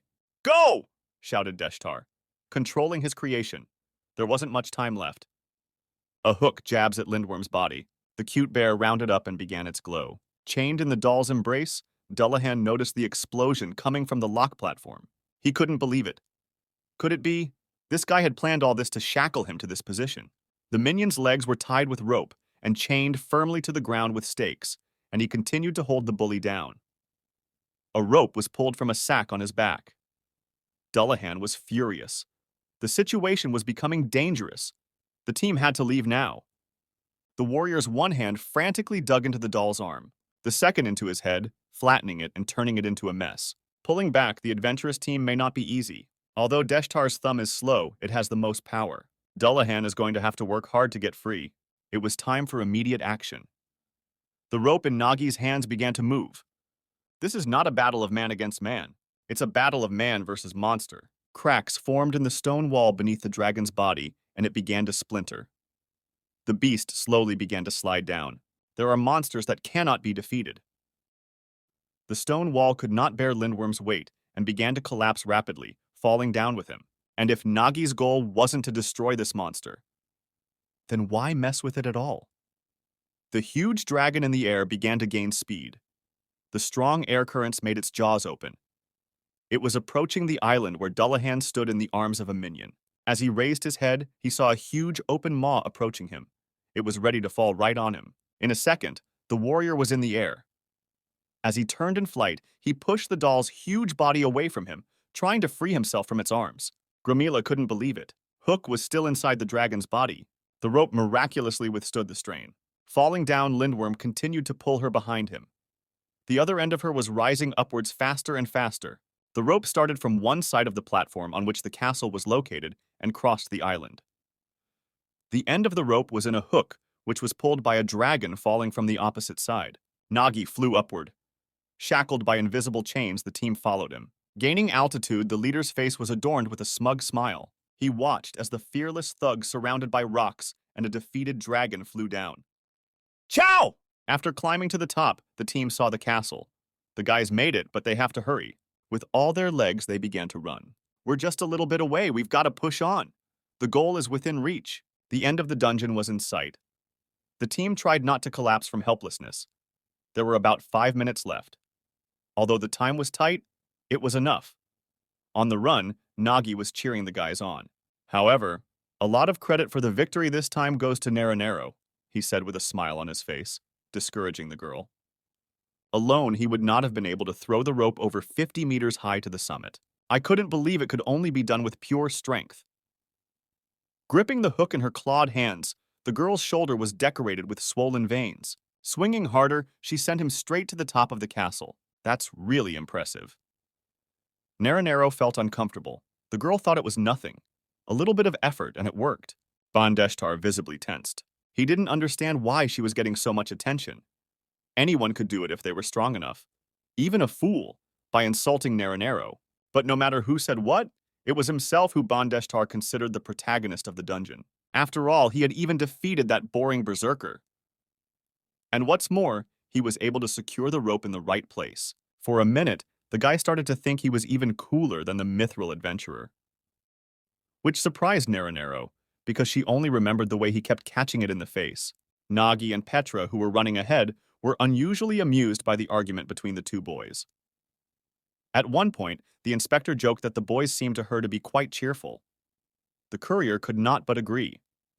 The leader suggested that this was probably the first dungeon sweep for them. And besides, victory feels brighter when everyone has made an effort, not one person dragging the rest of us down. Turning to Petra, he praised her for her tremendous contribution. The girl didn't understand what this was about, for she thought she had done almost nothing. The leader knew that scouts had a special skill for reading terrain, but it's usually limited to basic skills. But Petra instantly managed to create a very detailed map, thanks to which the boys were able to calculate the exact location. So we can confidently say that this is the level of a professional scout. The inspector's eyes lit up. She was pleased to hear that. Still, it seemed to her that there was a great deal of merit to Nagi here. How quickly he devised and executed this plan. I couldn't believe he was a regular delivery boy. How could someone like that be a courier? There was one question on everyone's mind. What would happen to the berserk? It was clear enough. For what he had done, he would have to rot in prison for the rest of his life. Some of the team members suggested that it would be a good idea to ban him from being an adventurer. Petra was overcome with doubt. Berserk, of course, had committed a serious crime. But the problem is that he's mithril rank. The higher the adventurer's rank, the more immune he or she is to penalties for crimes. The more adventurers of mithril rank receive government support, so in all likelihood, he'd just get a ticket. The girl with the cat ears was puzzled. How could this be? Unlike her, Deshtar couldn't contain his anger. It was driving him crazy. The annoyed necromancer couldn't leave it at that. Even if that was the law, he was willing to deal with it himself outside the dungeon. Nero, realizing the difficulty of the situation, wryly teased the boy. Was Deshtar really going to mash the big man's fists with his face again? The necromancer's thoughts seemed very dangerous to Nagi. After all, they had only seen a fraction of this berserker's power. It's only a matter of looking around. The corpses of the Knoll tribe that guarded the entrance to the castle. He killed them all by himself. A couple began to object to the leader. After all, they could have done it too, thinking that they just didn't get the chance. That's not what was important. If you look at the wounds on the Knoll bodies, you'd realize they were all killed in one blow. This information went through the minds of the cocky couple like a thunderclap. In one fell swoop, the adventurer's special skill is revealed when he uses a suitable item. And in the battle with these two, he didn't use his sword or his skill. Even with his bare hands, he gave them all a light. A realization began to come to the necromancer. Such a difference in level, Deshtar put his all into it. Now that he thought about it, it seemed true. When he sent Littlefinger to drop the lindworm, Dullahan's two-handed sword had already been stabbed into his heart. He might have also killed this boss with a single blow. Nagi turned to the necromancer and eyed him warily. It turns out he fell in with the lindworm, so he got his two-handed sword back, standing at a great distance from the castle platform. The thug looked upward, holding his sword in his hands. A huge chasm separated him from his opponents. Opening his mouth wide, he bared his teeth. Bingo. Now the warrior was ready to start the real game. A bright light began to appear in front of Nagi's eyes. It shone from the cracks in the ground that formed under Naga's feet. Turning to his team, the leader ordered them to scatter. The crack continued to widen, separating them from each other. Deshtar froze, looking at the flames coming from the rift. Growing more and more powerful, they fixed his gaze on them. With a swing of his sword, Dullahan used the berserk's special skill, Giant's Slash. A fierce stream of energy rushed upwards, cleaving the platform with the castle. Bloody fingers slid across the stone, trying to claw at it. Caught in the cleavage, the entire team found themselves on a precipice above the abyss, bound by the curse of the chains. Grasping the rock with all his might, the leader looked them over, wondering if they were all right. Petra felt fine. Her face was covered with only small abrasions, which is more than can be said for the other two contestants, who suffered more than the others. Especially Mr. Ban, he seems to have passed out. Nagi tensed, drops of sweat dripping down his cheeks. As he examined the dissection, he looked at the island where the warrior had been. It would take a monstrous amount of power to do such a thing. Moreover, Dullahan had almost caught up with them. He sprang from one islet to another, pushing himself closer to the summit. His eyes had no pupils at all. Now they were glowing with a bright light. Now, he really did look like a monster. If the boys hesitate, he will catch up with them immediately. There were only 3 minutes left. To stop this madness, we have to at least try to do something. Nagi was only a courier, but in all that time carrying countless loads, he's trained himself. So heavy weights are just a routine for him. Right now, the same thing is happening. It's just weight. Yes, it's a little heavier, but you can handle it. They still have a chance at salvation. A determined commander is sure to give them that opportunity. Clawing at the wall with bloody fingers, Nagi pushed forward with all his might. Grabbing onto the rock ledges, he walked confidently toward his goal, pulling his team along. With each skid of the arm, it became more and more difficult to, and time was running out. Besides, the berserker was almost upon them. He was very close. And the climb up didn't take much of his strength. Time waits for no one. Finally, the leader managed to climb onto the platform. He did. Throwing the unconscious Deshtar on his shoulders, he hurried forward. The girls followed him. Tick-tock, tick-tock. Only one jump separated the berserker from his victims, and he gladly made it. It won't be long before retribution comes to these crooks. It was not in Naga's plans to give up so easily. There's not much left to the coveted entrance. As we approached the arch, it was increasingly flooded with bright light. Without noticing the distance traveled, the boys found themselves within the castle walls. They saw a huge blue crystal floating in the air. This crystal is the core of the dungeon. All they have to do now is destroy it. Nagi slipped his hand into the bag. Taking out his sword, he thrust it into the core. It was just a matter of time. All we had to do was wait for the gun to pierce the blue mineral. With a rumble, the ceiling of the structure began to collapse, breaking the moment of anticipation. Dullahan punched it with himself, forming a hole. The leader froze, watching to see how events would unfold. In flight, the berserker easily repelled the courier's launched sword. Before he could finish what he started, the gun stopped its flight, lodged in the floor of the castle. As he landed, the warrior blocked the core, blocking its path. Time was up. The mineral behind the bulky man's shoulders began to crack. An explosion followed. Pink-violet rays enveloped the space.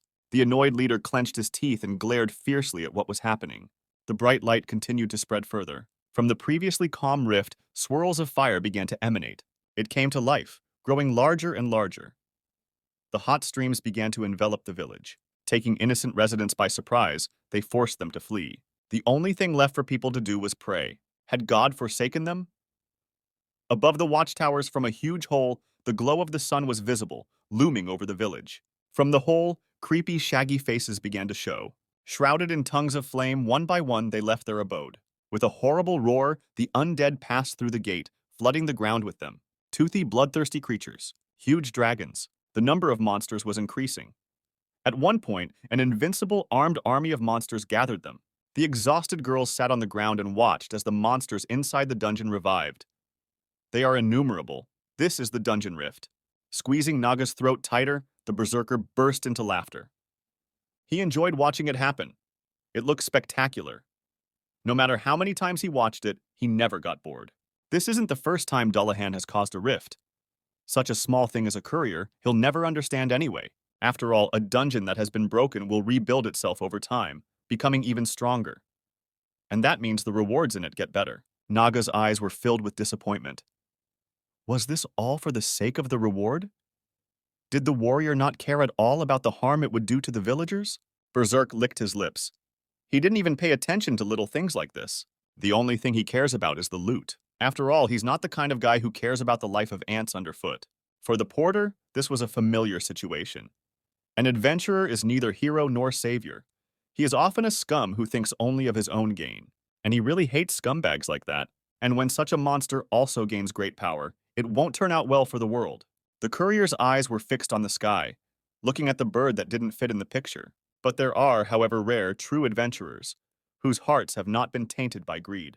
On the back of the black, huge bird sat a blonde girl. She nonchalantly began eating her lunch. Watching what was happening, the blonde chewed the bun with great pleasure. Calmly finishing her meal, she was fully alert. It's hard to meet worthy adventurers, but it's even harder to meet equally strong ones. Rising to her feet, the girl deftly jumped off the bird. Doing a somersault in the air, she armed herself with her sword. Needing to destroy the monsters before the rift got any bigger, she went on the attack. First, the dragon was eliminated. The blonde channeled a huge stream of energy into the evil beast. The shaggy beasties followed. Under the power of her strike, they flew apart. Whining pitifully, the toothy creatures burned in the embrace of the flames. In a matter of minutes, the bastard army was defeated. Dullahan froze, looking at the merciless battle. The smile left his face. Finishing the fight, the long-haired blonde landed on one knee and stepped to the ground. Everyone, pay attention! I am Agnes Farid, deputy head of the Sunset Wind, she said as she got to her feet. What the hell happened here? She is a mithril rank adventurer. The rift was closing little by little, taking the hellhounds with it. Nagi fell to the ground. A trickle of blood dripped from the corner of his mouth. Dullahan finally let go of the boy. Petra ran up to him, worried about his well-being. The courier tried to regain his breath. His gaze was fixed on the ill-fated light source. The boys watched it close. Berserk was not at all happy with this arrangement.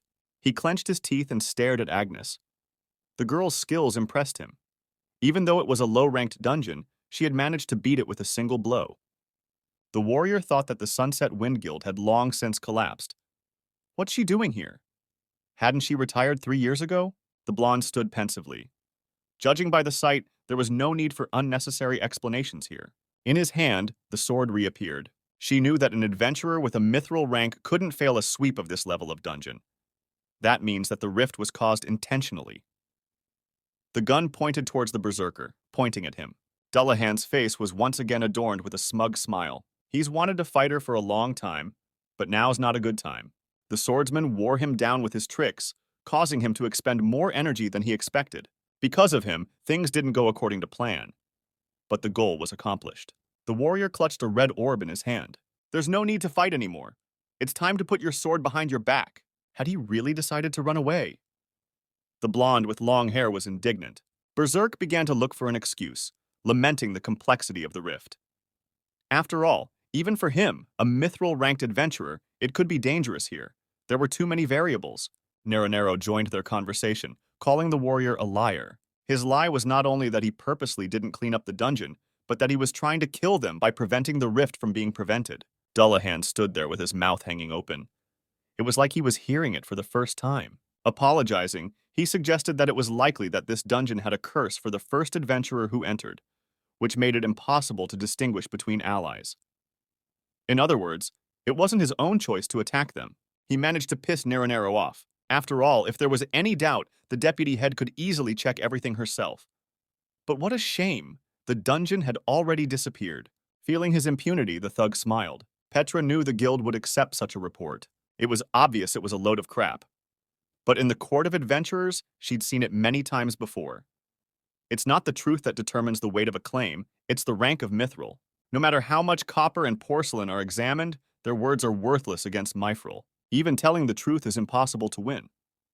The worst part is that he knows it all and he's taking advantage of it. It seemed the conversation was over. The cunning adventurer waved goodbye and left. The team couldn't stand the fact that he could get away with it so easily. Be that as it may, Nagi was glad the rift had been stopped. Feeling his strength leaving him, he fell to his knees. Everyone stared at him. Farid, from over her shoulder, examined the courier. Nagi looked quite bad and was in an unconscious state. His hands and face were covered with countless abrasions. Taking the Thunder Eagle by the reins, Agnes offered her help. If we use a genin, we can get to the city quickly. It made no sense for the guys to refuse. After all, 2 members of their team could not even move on their own. Thus, the exhausting cleanup of the rift came to an end. The village met the morning without any cataclysmic events. Cheerful and joyful residents threw themselves into each other's arms. Later, the Adventurer Guild visited the village, apologized, and promised to prevent such incidents in the future. Of course, it was all just words, and Nagi, thanks to Agnes's help, traveled to the Adventurers' City in the west. Velet, a beautiful and clean city, filled with tall buildings and greenery. It was well protected by the strong walls that surrounded it. Somewhere in the city, among the tall buildings, there was a small 2-story house. On its roof, in a nest, sat a wooden eagle. This was the office of the Sunset Wind Guild. The courier, little by little, began to come to his senses. Barely opening his eyes, he didn't realize where he was, which made his eyes instantly widen. The boy was in a small, cozy room. Rays of sunlight woke him up. Sitting by the old bed, Petra was on duty. Making an attempt to rise, he felt a searing pain and groaned. Looking around, the porter saw a girl who had apparently fallen asleep while off duty. Having no idea where she was, the boy called out to her softly. With joy, Scout was instantly awakened. The other boys jumped up and rushed over to him with loud cheers. Nagi had no memory of what had happened, and he asked them to tell him about it. The last thing on his mind was the way the berserker was leaving. The team explained that they were in the Sunset Wind Guild office, and also that his savior was that stylish sister, who even called a priest from the church to heal him. Probably that was why, except for a little fatigue, there were no more wounds on the boy's body. Nagi's glad his team turned out okay. Ban, boasting that it was nothing to the best adventurers. And Nero didn't even break a sweat. Clenching his fist, Deshtar rasped, admitted that as for his first adventure, it was a grand adventure. Seeing how the villagers rejoiced to learn that they had stopped the dungeon rift, the guy finally realized what it meant to be adventurous. People gave them small but meaningful gifts with great appreciation. After all, for a couple of adventurers, it's just a dungeon with rewards and glory. And for people, it was life-threatening. Residents awkwardly apologized for their past behavior, regretting that they had behaved so rudely in the past. The boys rejoiced like children at the salvation of the village. Their plans were to become great. Nagi thought it was great. Yes, fortunately, the village was defended. But now that it's over, it's time for him to come clean. Glancing at the medallion in his hands, the porter thought about how best it would be to confess that he was not a gold adventurer, that in fact he is below their rank, a regular porcelain courier. Would they be able to treat him the same way knowing that? Probably not. After a bit of deliberation, he made up his mind after all. He asked the boys not to be angry at what he was about to say. Satisfied, they were ready to listen to him. Nagi revealed that he was hiding his identity. He pretended to be an adventurer, pretending to be a squad leader. As expected, their response was cold. The bond built on lies was gone, and they were back to being couriers and adventurers, briefly making an understanding look. They headed for the exit, asking the porter to rest. The door closed behind them. Their banter could be heard from the hallway. Petra could not understand why he had to tell the truth. To which, with a kind smile, the boy replied that they would soon become splendid adventurers. Nagi was sure they would meet again in this city while he was working as a courier. And you can't build a relationship on a lie. The girl couldn't contain her emotions. As he said himself, he's not an adventurer. She had seen them many times while she worked as an inspector. Most of them are only in it for their own gain. And they're not shy about committing crimes. They are neither heroes nor saviors, but those who only want profit. Nagi-san, however, was not like that. He cleaned up the dungeon even though it didn't benefit him at all. He only risked himself to save the village, and demanded no reward. That's why he's not just an adventurer. You're a hero, taking his hand gently, Petra said. At this point, the delivery man became quite uncomfortable. Mentally, he went back to the events of that time. Things had happened a little differently. For a moment, everyone was absorbed in Dullahan and Agnes's conversation. Sitting on the ground, Nagi noticed something. It was a reward for cleaning up the rift. Without hiding his joy, he rushed to the chest. So after putting himself out to the end, he collected the entire reward and fell down without strength. Flying in his thoughts, the courier did not notice how he was already sitting on the bed in the arms of the bag. That was awesome, collecting all the loot twice in a row. Looking at him, the inspector began to feel awkward. On this day, it wasn't just Petra who got Nagi wrong. Nero and Bondeshtar too. Left alone, they decided to discuss the situation. So their boss was just an ordinary courier? They seemed to be thinking the same thing, that it was just a legend made up for them. He pretends to be a porter, hiding his true power, when in fact he is a golden adventurer. The guys thought they were just being fooled, but it didn't work. It would be their secret. They promised each other to keep the secret, to keep the legend alive. These two were far more stupid than Nagi had thought. Though, considering the way he'd acted during the sweep, they were understandable. Meanwhile, in the other direction, this small incident began to grow like a snowball, turning into an avalanche. Dullahan's foot crossed the threshold of the guild.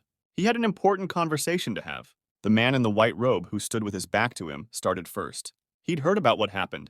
He'd heard about the interference too. Standing in front of the head, Dullahan had no choice but to apologize.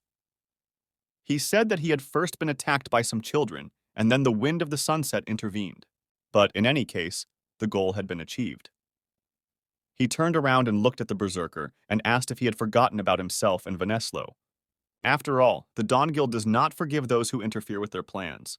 And it doesn't matter if it's a fake adventurer or a sunset wind. In the middle of the room, immersed in her thoughts, stood Agnes. She kept thinking about what she had heard from Mrs. Petra on the way. As they made their way to the city, Farid asked the girl for details. About why they were there and why the man had been hurt so badly. She needed to know all the details. The inspector couldn't find the words and kept stammering. The blonde was aware that they had entered the rift illegally. It wasn't hard for the deputy head to find out by checking the squad's composition. But that wasn't important. What was going on now was a private conversation. Agnes was not authorized to hold the girl responsible, but only wanted to find out for herself. After all, she was investigating a chain of dungeon rifts that had recently started happening in the neighborhood. During the investigation, a lead was found that may be connected to the Dawn Guild. It was for that reason that the girl found herself there today. Petra had heard of the rift chain, but she didn't know the guild was connected to it. In solving this hypothesis, the blonde could be helped by the information received from them. The inspector was willing to lend her assistance. In return, asking that Mr. Nagi's illegal actions be kept secret. Perhaps, when she knew everything, she would even be able to praise him. The girl gathered her thoughts and told him what had happened. Standing in the middle of the room, Agnes pondered about the golden adventurer who had actually turned out to be a courier. Still, he had almost succeeded in clearing the dungeon. If it wasn't for the guild dog Dawn, he would have definitely made it.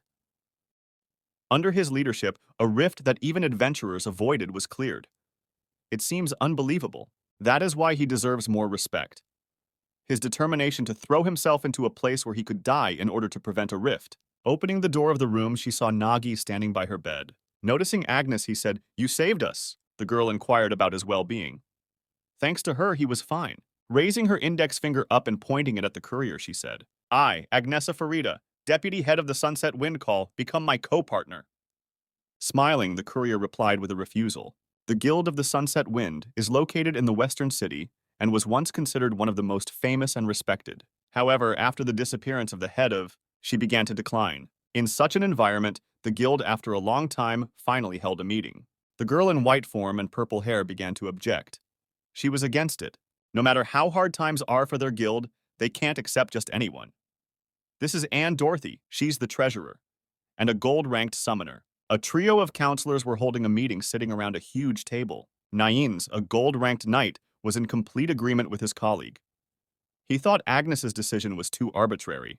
Plus, there's talk that the guy's just a courier posing as an adventurer. Con man, that was too much. Ferroro, a priest of copper rank, was a mercenary sent from the White Order. She thought the counselors were too hard on him and decided to vote for him, which surprised Anne immensely. She, in turn, suggested that the guy must have a very handsome face. The flushed priestess could barely contain her emotions. What was this treasurer doing? After all she was doing was focusing on healing. He did look good with his hair down, though. The big bear named Stoneman asked the girls not to argue. It was useless to argue, because Agnes had already made up her mind. The girls immediately turned their attention to him. Each considered him a traitor, and Ferroro even threatened to refuse to treat him. To say he wasn't happy about this turn of events is an understatement. Interrupting the argument, a female voice addressed them, saying there was nothing else to think about. After all, the guild had been turned down. The unusually surprised counselors said the word in one voice. What? How is that possible? Petra watched Nagi sitting on the bed, gathering her belongings into a bag. Tightening the straps, with my hair in a ponytail, he was ready to hit the road. It seemed to the girl that the boy was leaving too soon. Perhaps he should have gotten some more rest. But the courier felt fine. And from idleness, he was overcome by a feeling of anxiety. Determined, she asked him why he refused to join the guild. There were many benefits to being a member. Yes, the guy realized that the guild offered many advantages. But on the other hand, difficult relationships with people brought more trouble. That's why he liked to stay as he was now. Since it was his decision, the inspector didn't insist. However, after 2 encounters with the Dawn Guild, perhaps it was safer to be protected? The boy told her not to worry. He'd already gotten out of the water a little wet twice, and he'd be fine the 3rd time. Besides, why would they worry about a courier like him? She just hoped they would. It was time to return to the guild. Nagi thanked her nicely for everything. Turning to leave, she suggested that he seek her help if necessary. When the door closed behind the inspector, the guy finally remembered something important. It's time to check out the reward before you go. Whatever it was, I wish it was some kind of expensive item. Looking into the open sack, the porter called out to Glottoni. But not waiting for an answer, he decided to look for him himself. Where had he gone? Looking around the corners of the bottomless vault, the guy still didn't see him. Suddenly, clad in a pink apron, a baby boy suddenly appeared in front of him. There he was. What took him so long to come out? And what was that outfit? Missing, stood in front of a chest, from which came sounds like a dog barking. The creature looked at its master and said the sounds meant nothing. It felt awkward, as if it had been caught in the act. Turning to Glottoni, the boy asked if he had checked the contents of the chest. To which he replied, nothing. The courier made a surprised look and pretended to cover his mouth with his hand. Really? Nothing at all? Suspiciously. Nothing suspicious at all. It's fine, answered the little boy. A sense of interest took over. Pushing the trickster aside, Nagi began to open the chest. What's in there? What he saw threw him into a stupor. Inside sat 3 creatures. But who were they? The boy began to speculate. Are they puppies? No, baby monsters? But why were they in the trunk? Expecting to see the long-awaited reward, the annoyed courier looked at the stone lover. What's going on? With an innocent look, Glottoni set about explaining himself, as usual, sorting through the loot. He opened the chest to clean up the mess. Inside were many stones that looked like eggs. At some point, a small paw showed through the shell. The creature had never seen such a miracle before. It was delighted.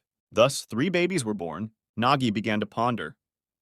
If that was the case, then maybe there were monster eggs in the chest. Sometimes the animal tamers take them away. But these creatures have already hatched, and look like the handlers won't want to take them. What a shame. He spent a lot of items in this dungeon, expecting to make up for it with rewards. Now he doesn't even know what to do with them. Glottoni assumed that their parents were enslaved by Lindworm and lived in the Celestial Citadel as slaves. To save the children, the parents hid them in rocks. Well, that explains a lot.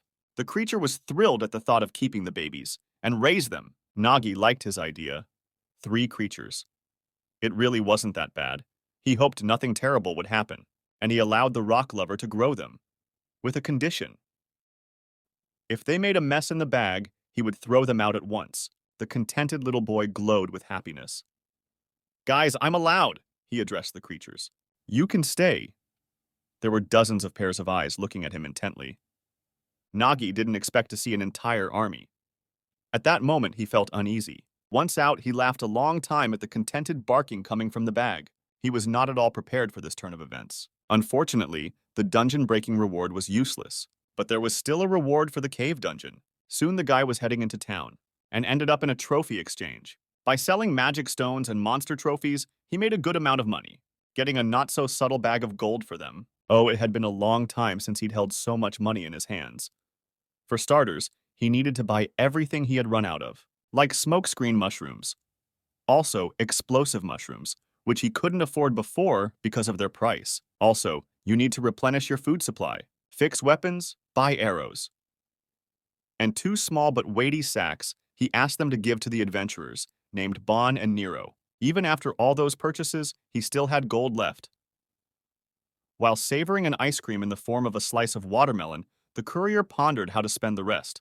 The idea of taking a gastronomic tour seemed like a pretty good idea. Satisfied, he sprinted through the streets of the city, not even realizing he was being watched. Naga's persona was of great interest to the guy watching him from the rooftop. After all, he was the one who decided to oppose the Dawn Guild. When the observer heard about it, he couldn't believe it was really porcelain. They say the bastard threw the petty thieves in jail. Not only that, but he pulled a stunt against Dullahan too. Looking at his shadow, the blonde turned to it.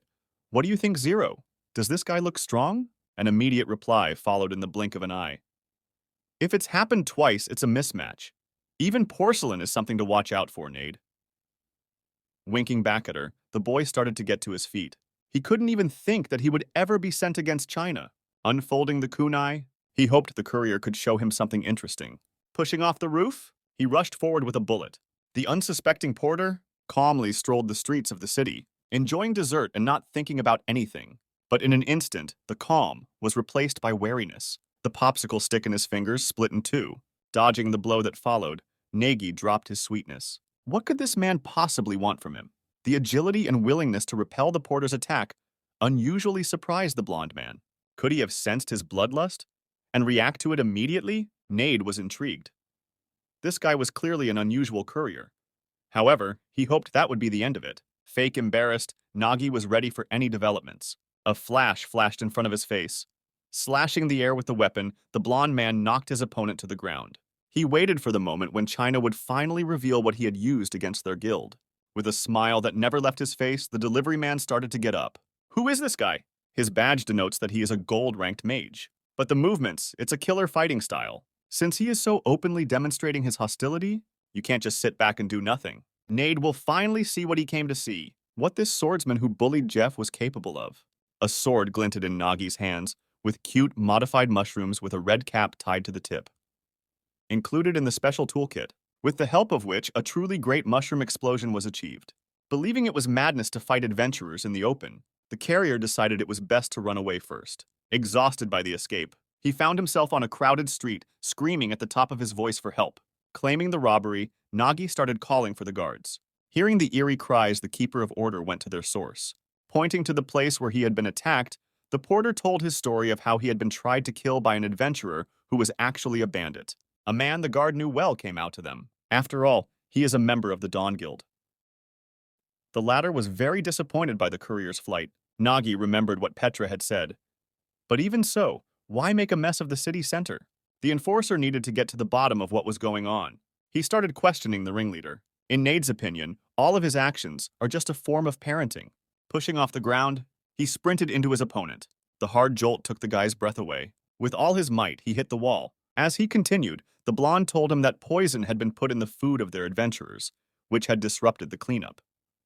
As a result, he was left without payment. Everyone knows what happens to those who harm the Dawn Guild, right? Out of injustice, the porter began to shout that everything said was a lie. He argued in vain that their men were trying to kill him. There was not a shred of trust in the eyes of the crowd gathered around him. Explanations were useless.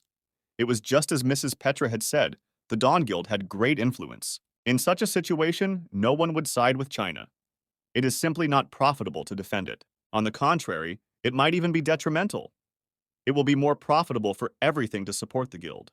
The crowd behind the guard's back was becoming furious. People made no secret of their displeasure with the porcelains and loudly proclaimed it. Under mounting pressure, the keeper of order decided to leave it up to Nade. He thanked him in turn for his understanding. The blonde looked at Nagi with a smirk on his face. He would find no allies here. The situation was unfavorable for him. But why are they doing this? If only they could find out the truth, they would realize that he is innocent. Besides, it's already over. What's the point of revenge? It wasn't the courier's fault. In another time, such things wouldn't have meant anything, even considering that it concerned the lower members of the guild. But there was one very important nuance. He had caused them damage. To preserve their reputation, you need to let everyone know that they are not to be trifled with. Fear is the best helper in this endeavor. Whoever decides to go against it always gets a backlash. The bearer will be a kind of reminder for all to see and remember this fact. Don't worry, Nade won't kill him. He wears the marks of the men he killed, but China doesn't deserve it. From this day forward, every time people would look at the scars on Nagi's face, they would be reminded of the guild. That'll be the mark.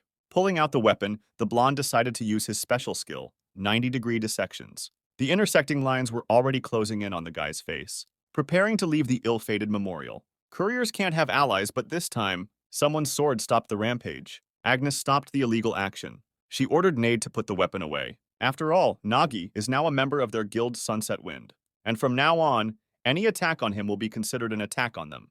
The blonde man walked the streets of the city, listening carefully to what the shadow was saying. Can he be sure of being able to just walk away? After all, more was expected of him, wasn't it?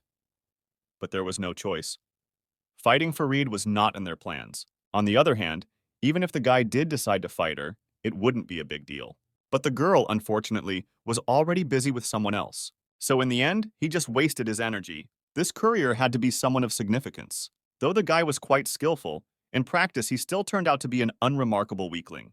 It may have ended ignominiously, but after something like that, he'd probably be scared to death and couldn't do anything else. Shadow didn't share his optimism. Does Nate really think this is the end of it? Droplets of blood began to trickle from the cut on his cheek. What? When did the porter get to him? Or did Agnes do it? Trying to open the guy's eyes to what was going on, the dark image with a wry smile remarked that he didn't even realize how it happened. In that case, he should have slowly remembered everything. Step by step, wrapping his hands around the boy's face, the shadow opened his eyes with his fingers. It was time to see things from a different angle. Images of what was happening began to scroll through the blonde's mind. From the very first moment he met the courier, until the moment he tried to finish him off. Nade was sure the man had already given up trying and resigned himself to it. But the guy didn't give up, and he waited patiently for his chance. The moment the mark was ready to adorn the courier's face, a knife showed from his sleeve. Even in this situation, the porter took advantage of the fact that the warrior's gaze was directed upward. In this world, no one would take the courier's side. His duty was to protect himself.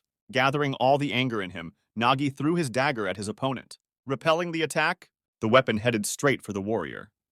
It slid across his cheek, leaving a cut. The blonde man's dark side had told him so many times. Once he thought he had won, he would become distracted and vulnerable. Nade realized that he'd missed his shot because of his overconfidence. Looking at his bloody hand, he licked the blood off his fingers. The delivery guy can't get away with this. We can't leave it alone. We have to deal with this guy. The dark image was happy with his work. Covering his mouth, he chuckled softly. It was time to hide the dagger in his sleeve. Nagi carried it just in case he couldn't get the weapon out of the bag.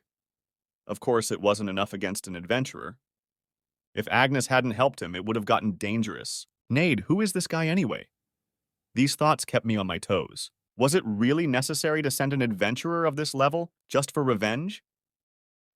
In truth, the porter wanted nothing more to do with him or this guild.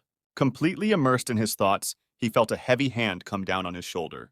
It was Naines and Stoneman. In an attempt to cheer the boy up, they made some jokes. It was obvious that he still couldn't get what had happened in the square out of his mind. Nade, a notorious scoundrel even among his own. Since he runs the slum bandits, even the guards prefer not to touch him. The guys were walking and talking about how badass this guild was. After all, even if someone made enemies, how could someone attack a person right in the center of the city? That was why, Agnes thought, it was too dangerous to stay in the city. She decided it would be safer to go underground. The girl didn't stop trying, and again offered the courier to join them for the sweep. In fact, he didn't care. He would just continue his work, which he would be glad to do. Giving his assent, the boy felt himself begin to shiver from the cold. It was the first time he had seen a graveyard dungeon of such high rank. It looked very bleak indeed. The team was surrounded by crosses and darkness. Suddenly, Naines burst into laughter. Scared? He asked. For them, a dungeon like this is a cakewalk. In the guy's opinion, the courier just needs to rely on them, collect trophies, and keep up. And in case of danger, Stone suggested hiding behind his back. Even though their plan didn't appeal to Nagi, there was some truth to what they said. Even though they were B-class, they had 1 gold and 1 copper adventurer. But more importantly, they had Mithril. With an uber soldier like that, their strength is already more than they need. But there was something that was a bit worrying.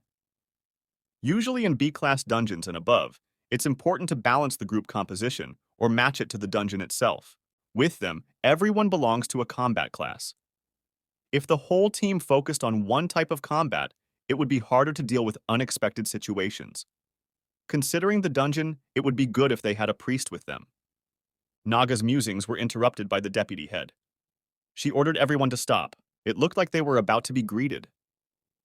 The undead began to emerge from the ground, forming an entire squad of armed zombies. They were moving right at the team. Wasting no time, the blonde armed herself with a sword. Pushing off the ground, she was ready to clear the way with ease. A stroke of the sword, and the re-hollowed parts of the undead flew in the air. She was very good at what she did. Bringing a fiery sword over a troop of dead men, the girl struck again. Tongues of flame enveloped the dungeon. Spinning around the blonde formed a ring of flame around her. Once hit, the zombies would burn up. The boss emerged from the firelight. He was much larger than his squad, and he strode toward the girl. The big man opened his mouth and roared, preparing to attack. His wiry arm took the form of a huge hammer. He was ready to crush his opponent with it. Without much effort, Agnes dodged, leaving the monster no chance to win. In a flash, she flew upward and did a flip in the air. Once behind the monster's back, the blonde was preparing to use her fire skill. Pushing off the wall, she began to dissect the boss's body. The flames that enveloped him created a living torch from him. Fire blazed from within. Agnes only had a small finishing touch to put on. The bud. As it unfolded, it sizzled the invincible thug. The girl, without much difficulty, brilliantly pulled it off. The adventurers had a great deal of fun watching what was going on, feeling like the audience of a thrilling superhero movie. It seemed worrying about the composition of the group was unnecessary. Nagi had seen many adventurers, but this was the first time he had seen such powerful talent. It was the foundation. Every adventurer has a talent that allows them to unleash their unique power that matches their class. And the abilities depend on each one individually. This is why adventurers are able to fight monsters that surpass them in strength. Especially if it were to be a mithril, its talent level is beyond reasonable comprehension. Farid pointed out that now was not the time to procrastinate. Before these things are resurrected, they need to move on. Without wasting a moment, the team set off. After all, resurrection was the main feature that distinguished graveyard dungeons from normal dungeons. The monsters in these dungeons tend to be weaker in level than in other dungeons. But the difficulty lay elsewhere. Killed zombies rise up again and again. The undead that have already been destroyed will endlessly revive and haunt them. If you move too slowly, they can surround you from both sides. And then the probability of a successful passage will decrease dramatically. So in such cases, it is important to either bring a priest capable of performing an exorcism or use holy water sold in a church. But the problem is that both are expensive. A loud roar was heard behind the boys' backs. The dead began their rebirth again and began to follow them. Naines, before going into the dungeon, told the team to take Ferroro with them. But they didn't listen to him. This is the first time the courier has heard of her. Who is she? This girl is a priest in their guild, who's always hanging around their base like she's at home. The guy didn't like her because she demanded a lot of gold every time. The devil in the guise of innocence. This time was no exception. She demanded an exorbitant amount of money to go with them. Ironically, he pointed out that their guild was so poor that even Ferroro couldn't afford it.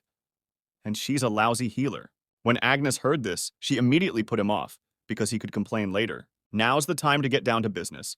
She'll take the enemies in the front. Stone, on her orders, will hold off those coming from behind.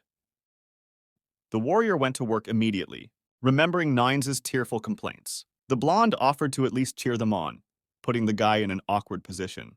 Picking up the baton, Nagi decided to tease him himself as well, asking if he was going to fight. Slurring to explain himself, the guy suddenly remembered the absence of his weapon. He'd forgotten it. The courier stood in a stupor. How could a warrior forget his weapon? The excuse was the haste in which they were going. In principle, the team didn't expect anything else from him. As Farid had pointed out, he was always forgetting things. Stone couldn't agree more. The worst was the time he showed up for a sweep without clothes. The warrior yelled at the top of his voice, ordering everyone to be quiet. Laughing, the porter began to pull a spare weapon from his sack. Without stopping his banter, Nagi asked what kind of sword Naines preferred. Since he's a knight, perhaps a longsword? Or a bastard? Making the guy really angry. Grabbing the courier by the shoulder and pulling him sharply towards her, the warrior threw a head kick with all his might, knocking his opponent to the ground. Sitting on the ground, the assailant began to rub his forehead. He didn't see that coming. "I don't fight with any other sword but Elizabeth Lovest," a guild member declared. It was his knightly vow. The courier was in utter confusion. "You shouldn't have left your Elizabeth." Stone broke the resulting silence, drawing the guy's attention to the fact that the monsters that are chasing them are kind of weird. There are fewer of them than expected, and they are moving slower. Looking closely, Agnes did indeed notice something strange. From the feet of the undead, pieces of metal with some sticky, stretchy mass were sticking out. Looking closer, the girl realized that these pieces were actually thorns. With a smug smile, the porter confirmed it. After all, these monsters still come back to life, don't they? And the main danger in this dungeon is being surrounded by revived husks. Of course, you can just kill them, but it's more effective to slow them down. The secret was a trap of thorns and glue balls. The guy was spreading them out as he moved. True, these are simple things, so you shouldn't expect much from them. Stunned by this, Stone and Farid's mouths dropped open. It seemed that the porter was more useful than Nines. Today's total plot contribution. Agnes, 100 points. Nagi, 30 points. Stoneman gets 10 points for cuteness. Nines, 0 points. Moving further down the dungeon, the boys wondered the same thing. How much longer will these things be reborn? Naines went on and on about Elizabeth and her invaluable help in fighting the undead, which made the blonde quite angry again. After all, now was not the time to complain. They needed to get out of here before the zombies surrounded them. The end of the cave was already in sight. It was very close. Agnes commanded the fluffy man. It was time to act. Turning toward the tendrils, Stoneman immediately applied his skill as a defender by building a stone shield. A tall structure blocked the zombies' path, preventing them from getting any further. Though the defense looked solid, still under the strong onslaught of undead, it would not last long. They need to get out of here as soon as possible. Soon the boys found themselves in the underground lake area. Annoyed, Nines began to complain again about the huge lake blocking their path. There was something good here, though. Surrounded by water and rocks, a raft was waiting for them on the shore. There was no choice. They would have to float on this shit to continue their journey. And since the zombies could come at any moment, they had to hurry. Naines dared to suggest that the fetus could not bear the weight of their armor, especially Stoneman's stone armor. To which he received another dose of sarcasm from Agnes. Since he wasn't fighting anyway, the girl suggested that he just drop the armor. Joining the blonde's words, Nagi also jabbed him with a sneer. The knight was beyond angry. Opening the sack, the courier happily offered to fold his armor inside. For what it's worth, it really could have helped. Upon reflection, the guys did begin to strip off all the excess. Watching them, Agnes began to feel uncomfortable. Continuing to undress, the knight at one point found himself in just his underwear. Unable to stand it, the indignant girl stopped him. The raft with the adventurers set sail. During their foray through the waters of the dungeon, a smile never left the adventurer's face. Sticking out his tongue, he began to banter with the blonde, pointing his finger at her. Her embarrassment at the removal of her armor kept him on his toes. Soon receiving a poke in the eye, the guy timidly apologized. He promised to keep his clothes with him from now on, to which Agnes asked to at least bring a gun. The boy kept talking about the power of the oath, which he could use to get through this dungeon alone. In the girl's opinion, that was the problem. Why promise something you can't keep? Their argument set Nagi to thinking. It is said that adventurers with the talent of a knight take oaths expressing their faith. This imposes strict rules on them that must be followed, but in exchange gives them immense power. Mr. Nain swore that he would not fight with any weapon other than Elizabeth Lovest, which put restrictions on him. But in return, his sword became a legendary weapon that could not be broken. It's a real exchange. However, it begs the question, isn't it kept secret so that it doesn't become a weakness? Looking at the courier, the girl confirmed his speculation. That's basically what happens. But in his foolishness, the knight told everyone, so everyone in this city knew of his oath. Agnes always thought he was a fool, so one might not be surprised. When she looked at the bag, which impressed her, the girl began to ask the porter about it. Does the weight disappear completely if you put something inside? The guy told her that the weight did not disappear completely. The moment an item is placed in the bag, a powerful weight lightning spell is cast on it. Perhaps even if you add up the weight of 2 sets of armor, they will be lighter than a normal stone. Hearing this, Stone assumed that this item was incomparably more valuable than Nain's sword. And also, he couldn't help but praise the specially prepared turkey, which was absolutely delicious. He couldn't imagine eating such a dish in a place like this. The knight joined in his admiration, talking about a blonde girl who, even while fighting zombies, was busy eating buns. The indignant girl countered that she just didn't have time to eat properly, unlike him, who was idling while she hunted. Their argument was interrupted by Nagi. It looked like things were about to get started. Ships with zombies on board were approaching their raft. The team was surrounded.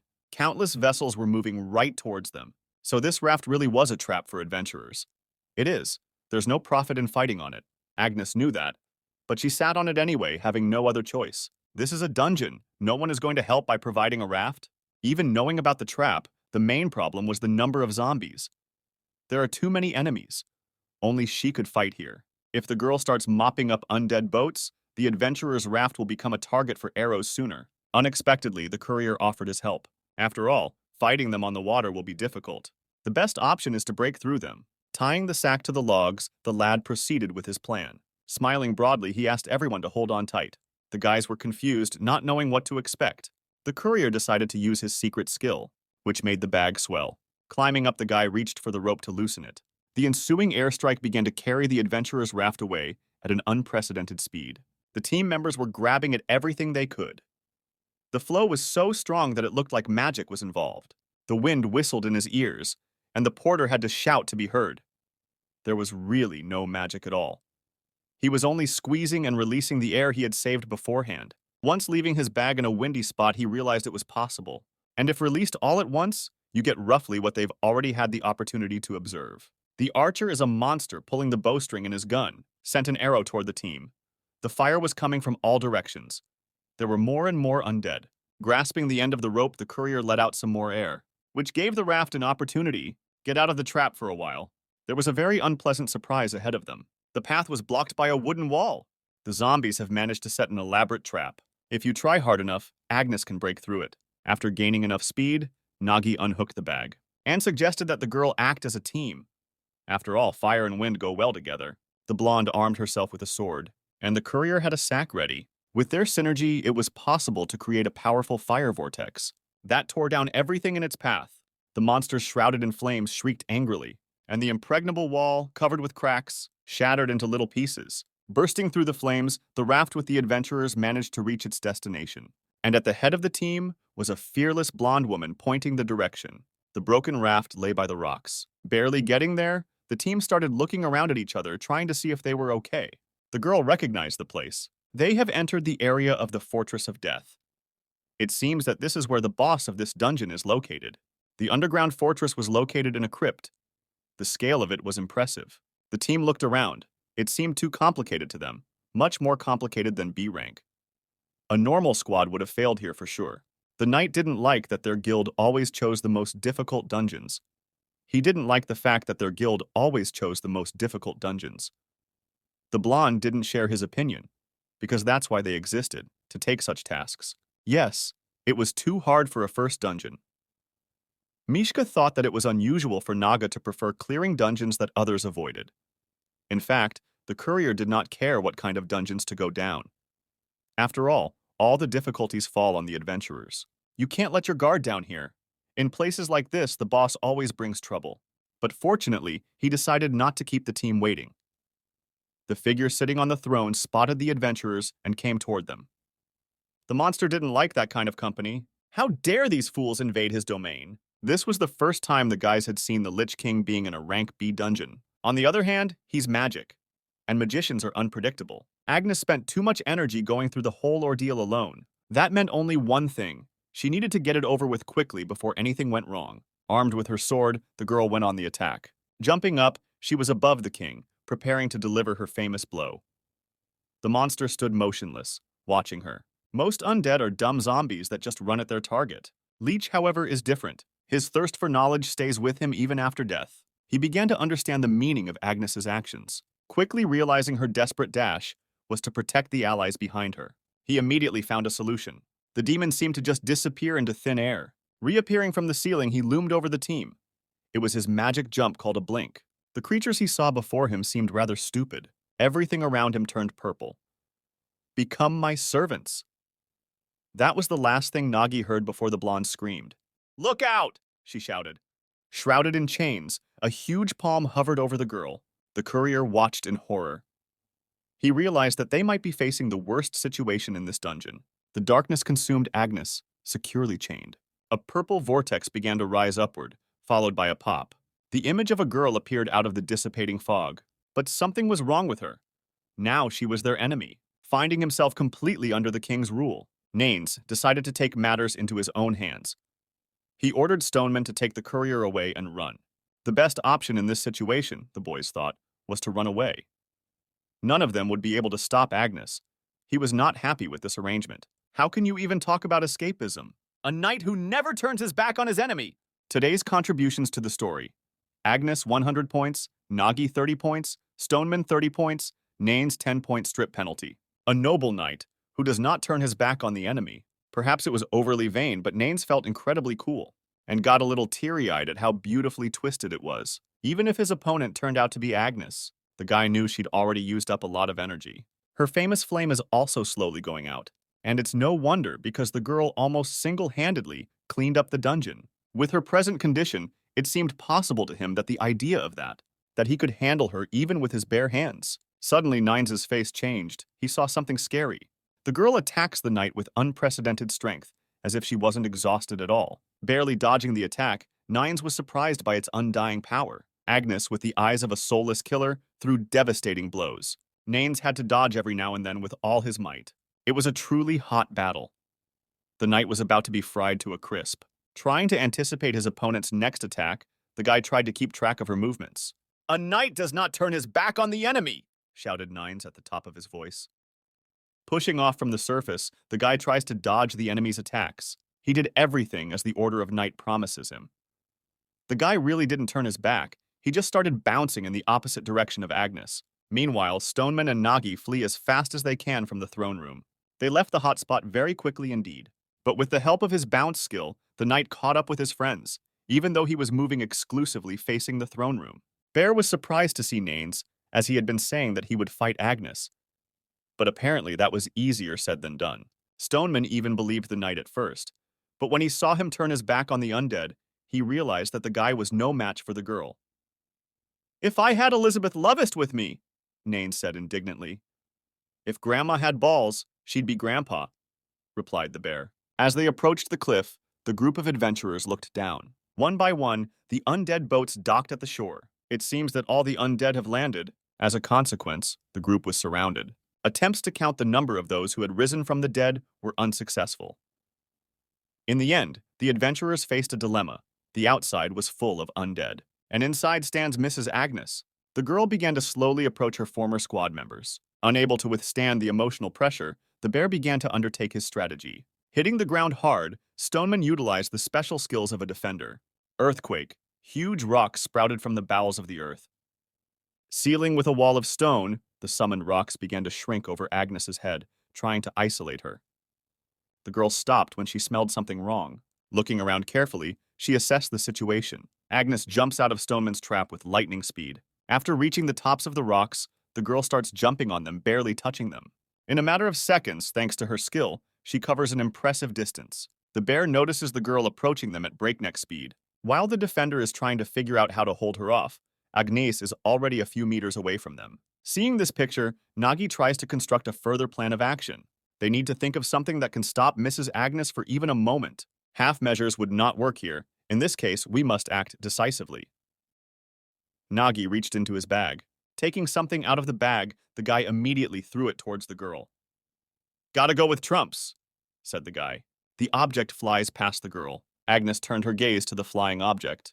It was a decoy trap, a beautifully filled bun. Unable to resist, the girl turned around and flew for the delicious pastries. After catching the bun, Agnes was insanely happy. While Nines was laughing at the top of his lungs, Nagi was very surprised that it worked. Agnes, even under someone else's control, still follows her instincts. Even though the guy has bought some time, it's worth thinking about the next move. They decided to go back to the castle again and find shelter there. After running around a bit, they got inside. The group has made a break for it somewhere in the corridors of the castle. Looks like they've managed to evade pursuit. Looking out the window, Nagi notices that the undead are already climbing the cliff. They're probably going to join the others in the castle. Adventurers try to think of the following actions, although it turns out to be quite difficult. Naines notices that Agnes is getting buffs from Leech. Her mana should have dried up after clearing the dungeon alone. But perhaps because of the Lich's power, her flames had flared up with renewed vigor. If it weren't for that, I wouldn't have gotten on with it, the knight said uncertainly. The bear disagreed with his opinion. The adventurers begin to look around the area where they have stopped. Nines thought they were in some kind of arsenal. He thought so because of the number of weapons around them. No, the gear doesn't look like what the undead use, Nagi said. It was most likely a spoils warehouse. There was no limit to the surprise of the knight and the defender. Monsters with intelligence, like the Lich, sometimes collect items from adventurers they've killed to demonstrate their power. It's probably the same here. Looking at the trophies, Nagi thought that this dungeon was more difficult than his estimated rank. And considering his boss is a Lich, it's no wonder many raids fail here. But something was bothering the courier. He noticed children's toys and items here that clearly did not belong to the adventurers. Bear had heard of a story before, since their guild specializes in clearing dungeons that others avoid. This dungeon was also considered cursed due to failed raids after its appearance. But after that, there was an increase in missing persons in the surrounding villages. Their group hadn't noticed anything suspicious during the sweep, but now the situation had changed. Dungeon abductions? Nagi said in a calm voice. The monsters were going outside the dungeon, and most likely kidnappings. Not even looking at their age. Kidnapping? The knight asked, clenching his teeth angrily. Nines was very angry at what he heard. How could this happen if there was no rift?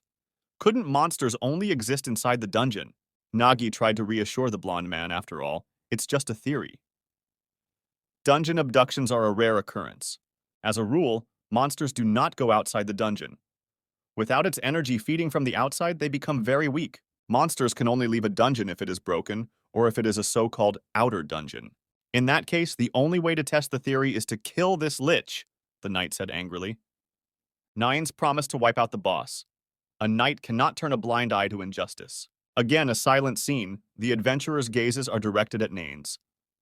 They don't have much faith in his abilities, but they don't say anything out loud. This time it will be different, said the knight, wrapping a blue bandage around his head. Turning around, Nines lowered the blindfold over his eyes. He decided to break his knight's oath and take up his sword.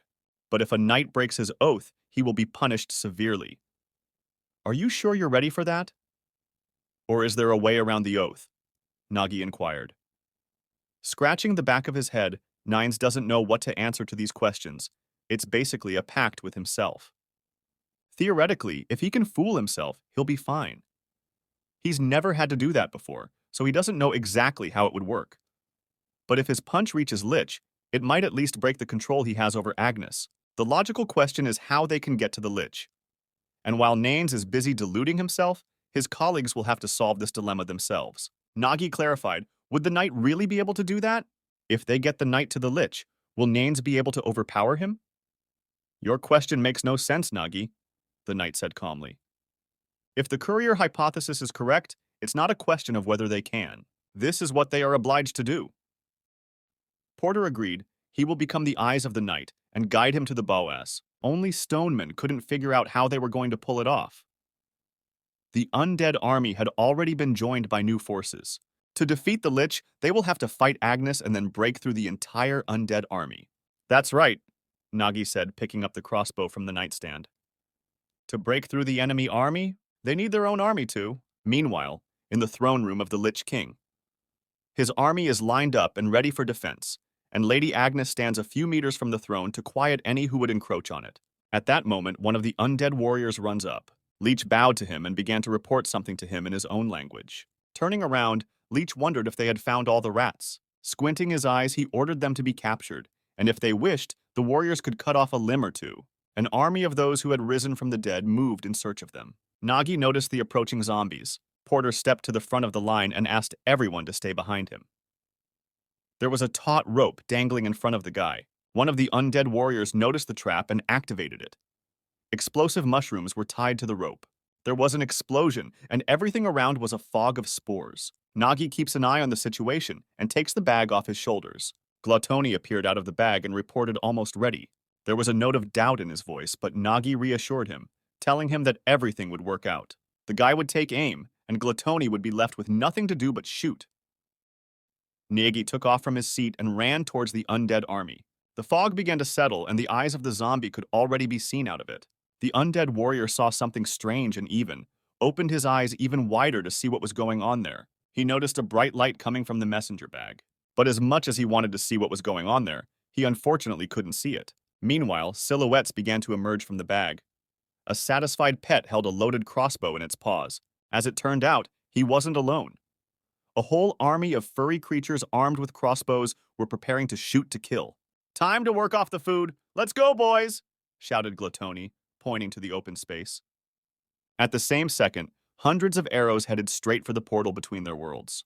The courier's secret skill is Dogtling Gun, arrows with tremendous speed and piercing power, laying the undead army stacked. The zombies were literally falling apart. Seeing nothing, Nanes asked what was going on there. He was very curious. "A massacre," Stoneman said in a surprised voice. The sight was incredible. A huge number of arrows and an equal number of second dead bodies. Nagi is monstrously glad that his plan worked at this point. Now it was up to them to advance to the throne room as quickly as possible. To summarize the results of this round: Agnes 50 points, Nagi 80 points, Stoneman 50 points, Gluttony 10 points for cuteness, Dogs 30 points, and Nines minus 30 points for uselessness. Meanwhile, in the City of Adventurers, the rising sun illuminates the bell tower.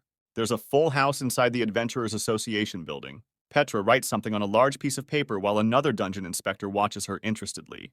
"Petra, what do you keep writing lately?" the girl inquired. The blue-eyed girl was very suspicious of Petra's behavior. Petra is breaking the rules and has been behaving strangely since going to the Rift Dungeon. Is she really trying to write a research paper? Hearing these words, Petra became visibly nervous. "No, it's nothing special. It's just a thought that's been bugging me, so I'm trying to think about it," said the girl. Petra wondered. Did an adventurer have to have a fighting talent? Her friend was clearly convinced that it was necessary. Without a martial talent, of course, one could not become an adventurer. If it were otherwise, then why would people be so desperate to obtain martial talent? That doesn't even need an explanation. "Look over there," the girl said, pointing her finger at a huge statue holding a book. The guy standing by the statue is screaming at the top of his lungs. He's very unhappy. The statue displayed this unfortunate man's profession and his talent as a tailor. He continues to resent the profession he has received. Two guards try to calm the poor man down. As much as he would like to be adventurous, the distributing ball's answer is undeniable. Watching what was going on, the blue-haired girl remarked that they see people like him several times a day. The chance of getting an adventurer's talent is extremely small. Their path was determined from the beginning. These thoughts made Petra sad. Each person undergoes a calling ceremony supported by the association and awakens his or her talent. This process involves analyzing the ether in a person's body with a magical device that records the talent as text. As a result, the rules concerning adventurers became even stricter. Some say, "Isn't it better to recognize your innate talent as early as possible so that you can develop it more quickly?" The blue-haired girl thought so too. At those words, the quill Petra had been writing with snapped off. But here's a question. Why are so many people eager to become adventurers? Blue-eyed asked.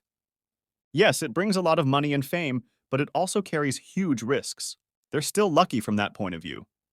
They get paid at the level of mid-level adventurers, but without risking their lives. It's cool to live your life following what's meant to be. That was the conclusion the blue-haired girl drew, and it made her laugh. Petra also supported her friend with a playful laugh. However, after recent events and her meeting with Mr. Nagi, Petra had a question. Can an adventurer's path be built solely on the basis of talent given out? More importantly, is it right to determine a person's future solely on the basis of their awakened talent? Back to our adventurers in the undead dungeon. The onslaught of the undead army has subsided, their bodies sprawling all over the corridor. The group of fuzzies stopped firing and left to reload. At this point, the group ran through the resulting vacant passage. Even though Naga has a lot of arrows, they are too cheap and flimsy. They'll hold them off, but not for long. The stunned undead began to show signs of life again. Those who have risen from the dead have awakened again. As the adventurers run to the throne room, Nines worries if everything is going according to plan. His partner, reporting that everything is going as it should, Nagi, is incredible. Now the gossip about the courier leading the raid in the Rift dungeon isn't so made up. We're almost at the boss room, Nagi said. Now the main part begins. Meanwhile, uninvited guests are already waiting in the throne room. Looking out from around the corner, the hunters realize that getting to the boss with so many enemies will be quite problematic. But it seems that the courier has a plan for that too. However, Lich was able to dodge even Madame Agnes's attacks with a blink. So they need to stealthily sneak through the enemies and strike so fast that they don't have time to react. Don't worry, I-9s will deal with him in one blow, shouted the knight. The courier asked him to keep his voice down so as not to attract attention. But it was too late. The undead army was close enough to hear their voices clearly. It seemed there was no time to think of a more detailed plan. We had to act immediately. Slipping his hand into the bag, the guy started pulling something out of it. They had to break through the army of undead blocking the way to reach Lich. They don't need to fight everyone in a row, and the guy pulls a crossbow out of a bag. The courier aimed the weapon at the enemies ahead of him. An explosive mushroom was attached to the loaded arrow. The guy aimed higher and fired a shot at the huge chandelier hanging from the ceiling. The arrow hit the target and the chandelier shook slightly. There was a huge explosion. The chandelier was destroyed. The whole place went black. The courier devised a plan in which it was necessary to deprive his enemies of spotting the adventurers. Undead are monsters that have a more developed sense of smell than sight. If we turn to the famous treatise on the undead dead walking, it describes a case where a man was able to get through an army of undead, using its own scent against it. He just slathered himself with the entrails of the dead and walked through the crowd unimpeded. Now the team has no bodies to cover themselves with, but luckily the messenger bag has long since absorbed the smell of the place. A violent stench began to ooze from the bag, enveloping the adventurers. Although the smell was too nauseating, they had to be patient for a while. After all, thanks to it, the undead couldn't notice them. The adventurers, step by step, advanced toward the Lich. It really works. Walking between them, the zombies didn't feel the presence of strangers at all. "I'm a zombie, let me through, I'm a hungry zombie," mockingly said Stoneman as he walked between the dead. The situation looked pretty tense, but not a single zombie even moved. "Decided to disguise themselves? Crafty rats," King Leech said. "Do they really think their tricks will work in front of the almighty Lich?" Putting out his index finger, Leech began to use some sort of skill. Fire element, fire whirlwind. Lich sent a huge fireball upwards, illuminating everything around him. Looking at his warriors, he did not see any adventurers among them. "Where are those pests?" Leech thought. Hearing the command symbolizing the beginning, Leech looked around. The defender strikes the ground with his fist. In that instant, a stone cliff rose above the army of soulless corpses. Stepping with his foot on the edge of the ledge, the courier surveyed the area from above. "Nine-san, the Lich is right in front of us," Nagi shouted. The knight rushed towards his target. "You're my assholes! You really did it!" chanted Nines in a joyous voice. Mrs. Agnes comes into the courier's sight. The guy throws her a large amount of candy in an attempt to distract her attention. They only get one chance. Nines grabs the hilt of his sword and takes a strong swing, hoping to deal the enemy a single blow. The knight jumps off the cliff and rushes towards the Lich King using the knight skill. The undead king didn't expect such a brazen attack, and tries to use a blink to avoid the blow. But he doesn't have time to use the skill until the end.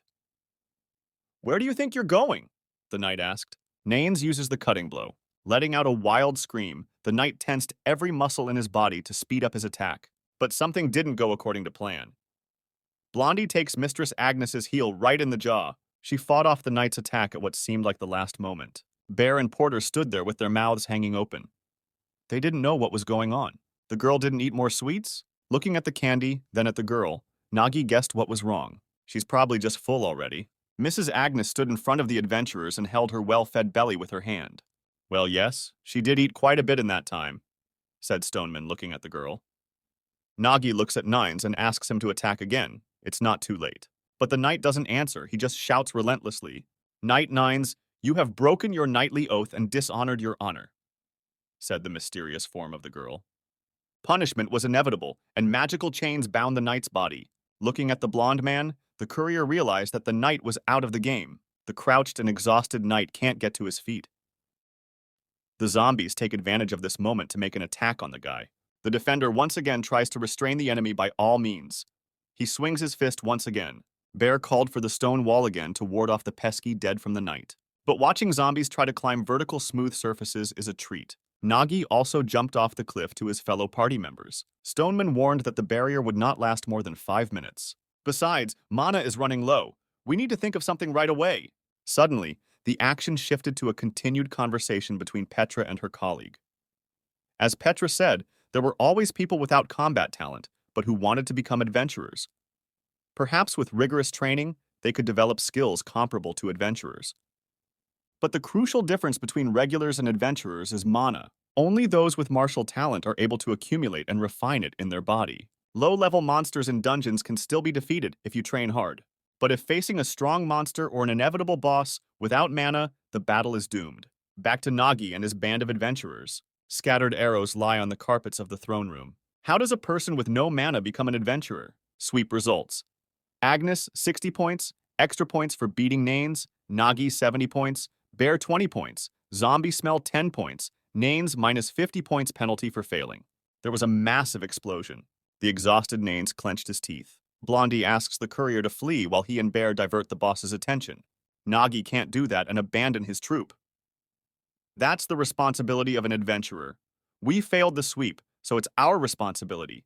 You better save yourself, and fast, Nine said smilingly.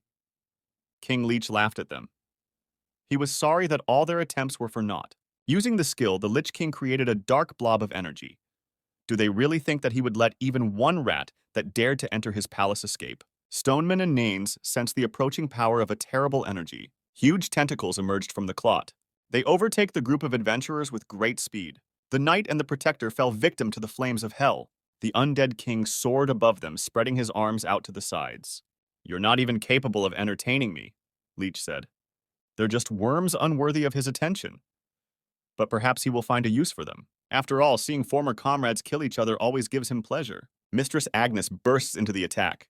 The flames of her abilities are closing in on the courier. Nagi sees what's going on and tries to think of something. Apparently he has some kind of plan, but he doesn't want to put it into action because of the fact that his enemy is Agnes. Meanwhile, in the huge library, Petra searches for information that interests her. She began to peruse the book she had found.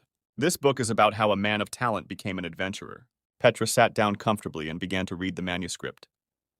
At the same time, her blue-haired friend found her. The girl wondered why Petra was so hung up on it, even reading books. Adventurer's talent and mana. After all, if you don't have them, you can't be adventurous. Wasn't there enough explanation? That's a fair statement. I used to think so myself. But recently I met someone who made me change my mind, Petra said, clutching the book to her chest. Rasya, do you know how many times in a year dungeon couriers participate in dungeon sweeps? The girl asked her friend. The girl thought a bit and compared the average statistics. If you work hard, it's a maximum of 2, 3 times a week. In a year, it comes out a little more than 100 times. And that was indeed true, usually around 100 dungeon trips, and on rare occasions a little over 150. But according to guild records, there is one person who participates in sweeps over 300 times a year. Raja was shocked that there was such a person. Whether he could even be called a human being. He probably doesn't even rest. Here the blue-haired girl hesitated. Even if it's a courier, if he's so persistent in the sweeps, he's either insanely obsessed with money, either hates dungeons to the point of insanity. Back to Nagi, who blocks the enemy's attack. The courier, armed with a sword, tries to parry the attacks of Mistress Agnes. Her attacks are so crushing that even swords are destroyed in a single blow. The sword the guy was holding split in 2. A blow from her blade would be hard to survive. Nagi looks at the rest of the sword in his hand in surprise, pulling out a new one. And the difference isn't even the level of weaponry. That's the difference between Nagi and Agnes. Once again, half of the sword flew off in an unknown direction. This time, Nagi had already gotten a shield on his right arm. He pins his shield on one arm and with the other, pulls out another sword again. But suddenly he remembered he had one advantage. When adventurers sweep the dungeon, couriers don't fight. All they have to do is watch the fight from the sidelines. Therefore, he knows the tactics and fighting styles of his group. He seemed to have begun to understand what Mistress Agnes's fighting style was. She always starts her attack by igniting, and only then moves on to fencing. Of course, even knowing this, the attack takes a fraction of a second. And just reacting isn't enough. Only 0.2 seconds to the next attack. If you react by seeing movement, it will be too late. You need to anticipate the next step and the direction of impact. But Agnes is moving faster than expected, so we need to move half a step faster. But that's likely to be the limit of the courier's reaction. In that sense, you should thank that guy. After the first strike, the courier at least roughly realized how fast the mithril-ranked people moved. But that alone is not enough. Nagi realizes that if he continues to only fight back, he won't be able to change the situation. There are only two ways for him to get out of this. The guy goes on the attack. The first is to kill the lich who cast the subjugation spell. The second is to strike Mistress Agnes with such force that she passes out. Now Naga has no choice but to go all in. If we can attack her even once. An axe for starters. Ordinary swords melted after a single blow. The courier tests the heavy axe, but Agnes also cuts it without difficulty. Whatever it is, it shatters like soft cheese in front of the mana flames. Nagi jumps back and readies a new weapon from her bag. This time we'll check the spear. Maybe we can take advantage of the range advantage. At the same second, a stream of flames rushed towards the guy. The courier barely dodged the attack. In front of this breath that spews magic, distance is meaningless. But there's nothing left to do but try until it works. "Gluttony, throw me all the weapons you have in your bag," shouted Nagi. The creature immediately began to carry out its master's orders. An odd number of swords and daggers flew into the air. Clutching one sword and one dagger, the Nagi became practically a gladiator. The courier makes a new attack on Mrs. Agnes, but all the blades were cut. The double sword attack fails. Nagi throws out the remnants and starts spinning like a spinner. With his right hand, he grabs the embedded dagger. With a tremendous swing, he fends off the girl's attack. Scalding flames swirl in the air. A tango of fire and steel tornado swirls over Agnes. Nagi is at the epicenter of the action. The guy spins another pirouette in the air. Again, the attack with two slashes. Suddenly, something incredible happens. Agnes's sword also takes a huge damage, causing cracks to appear on it. Not only the guy's weapons are affected by the destruction, Mrs. Agnes's weapons are also overheated and severely damaged. Nagi realizes he's missing quite a bit. The boy is once again rushing headlong into the attack. He grabs another nearby sword. Jerk and punch. Again, the sound of groaning swords. Another shot. Nagi is on a roll. Just need a little more. Views full of determination and unquestionableness. Just a little bit and it'll be over. The scraping of metal and the scalding smell of red-hot steel filled the throne room. It's a battle of born talent and the genius of the moment. Mistress Agnes puts an incredible amount of mana into each strike. The girl uses the skill Fire Flower, Blossom. Nagi is on fire in the literal sense of the word. That's the limit as to which will break first, Agnes's sword or Naga's body. The girl attacks again. Nagi is almost completely exhausted. He sees the attack but doesn't seem to be able to dodge it in time.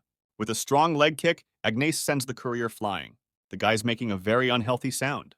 The Lich King's ugly laughter echoed through the hall. He had not expected such entertainment. Hitherto, the adventurers who had come to him had been but contemptible worms. "But you are worthy of my dungeon. Join me, share your power, and then it will consume not only this place, but the entire kingdom," thundered the King of the Dead. "Thanks to you, my dungeon will become stronger. Thanks to you, my kingdom will rise again from the ruins," Lich shouted. Many broken swords are scattered around the throne room. Nagi bleeding kneels before the royal throne. "The monster that is about to leave the dungeon and start an invasion is too dangerous," said the courier, looking at the king. "He will not let him come out at any cost. All monsters must die inside the fucking dungeon just like that." "Gluttony, how many guns are left?" the boy asked. And there was only one sword left. One sword, one shot, one last shot. The guy starts thinking of a plan. His eyes are slowly closing. He has no other choice. He closed his eyes and continued to stand still.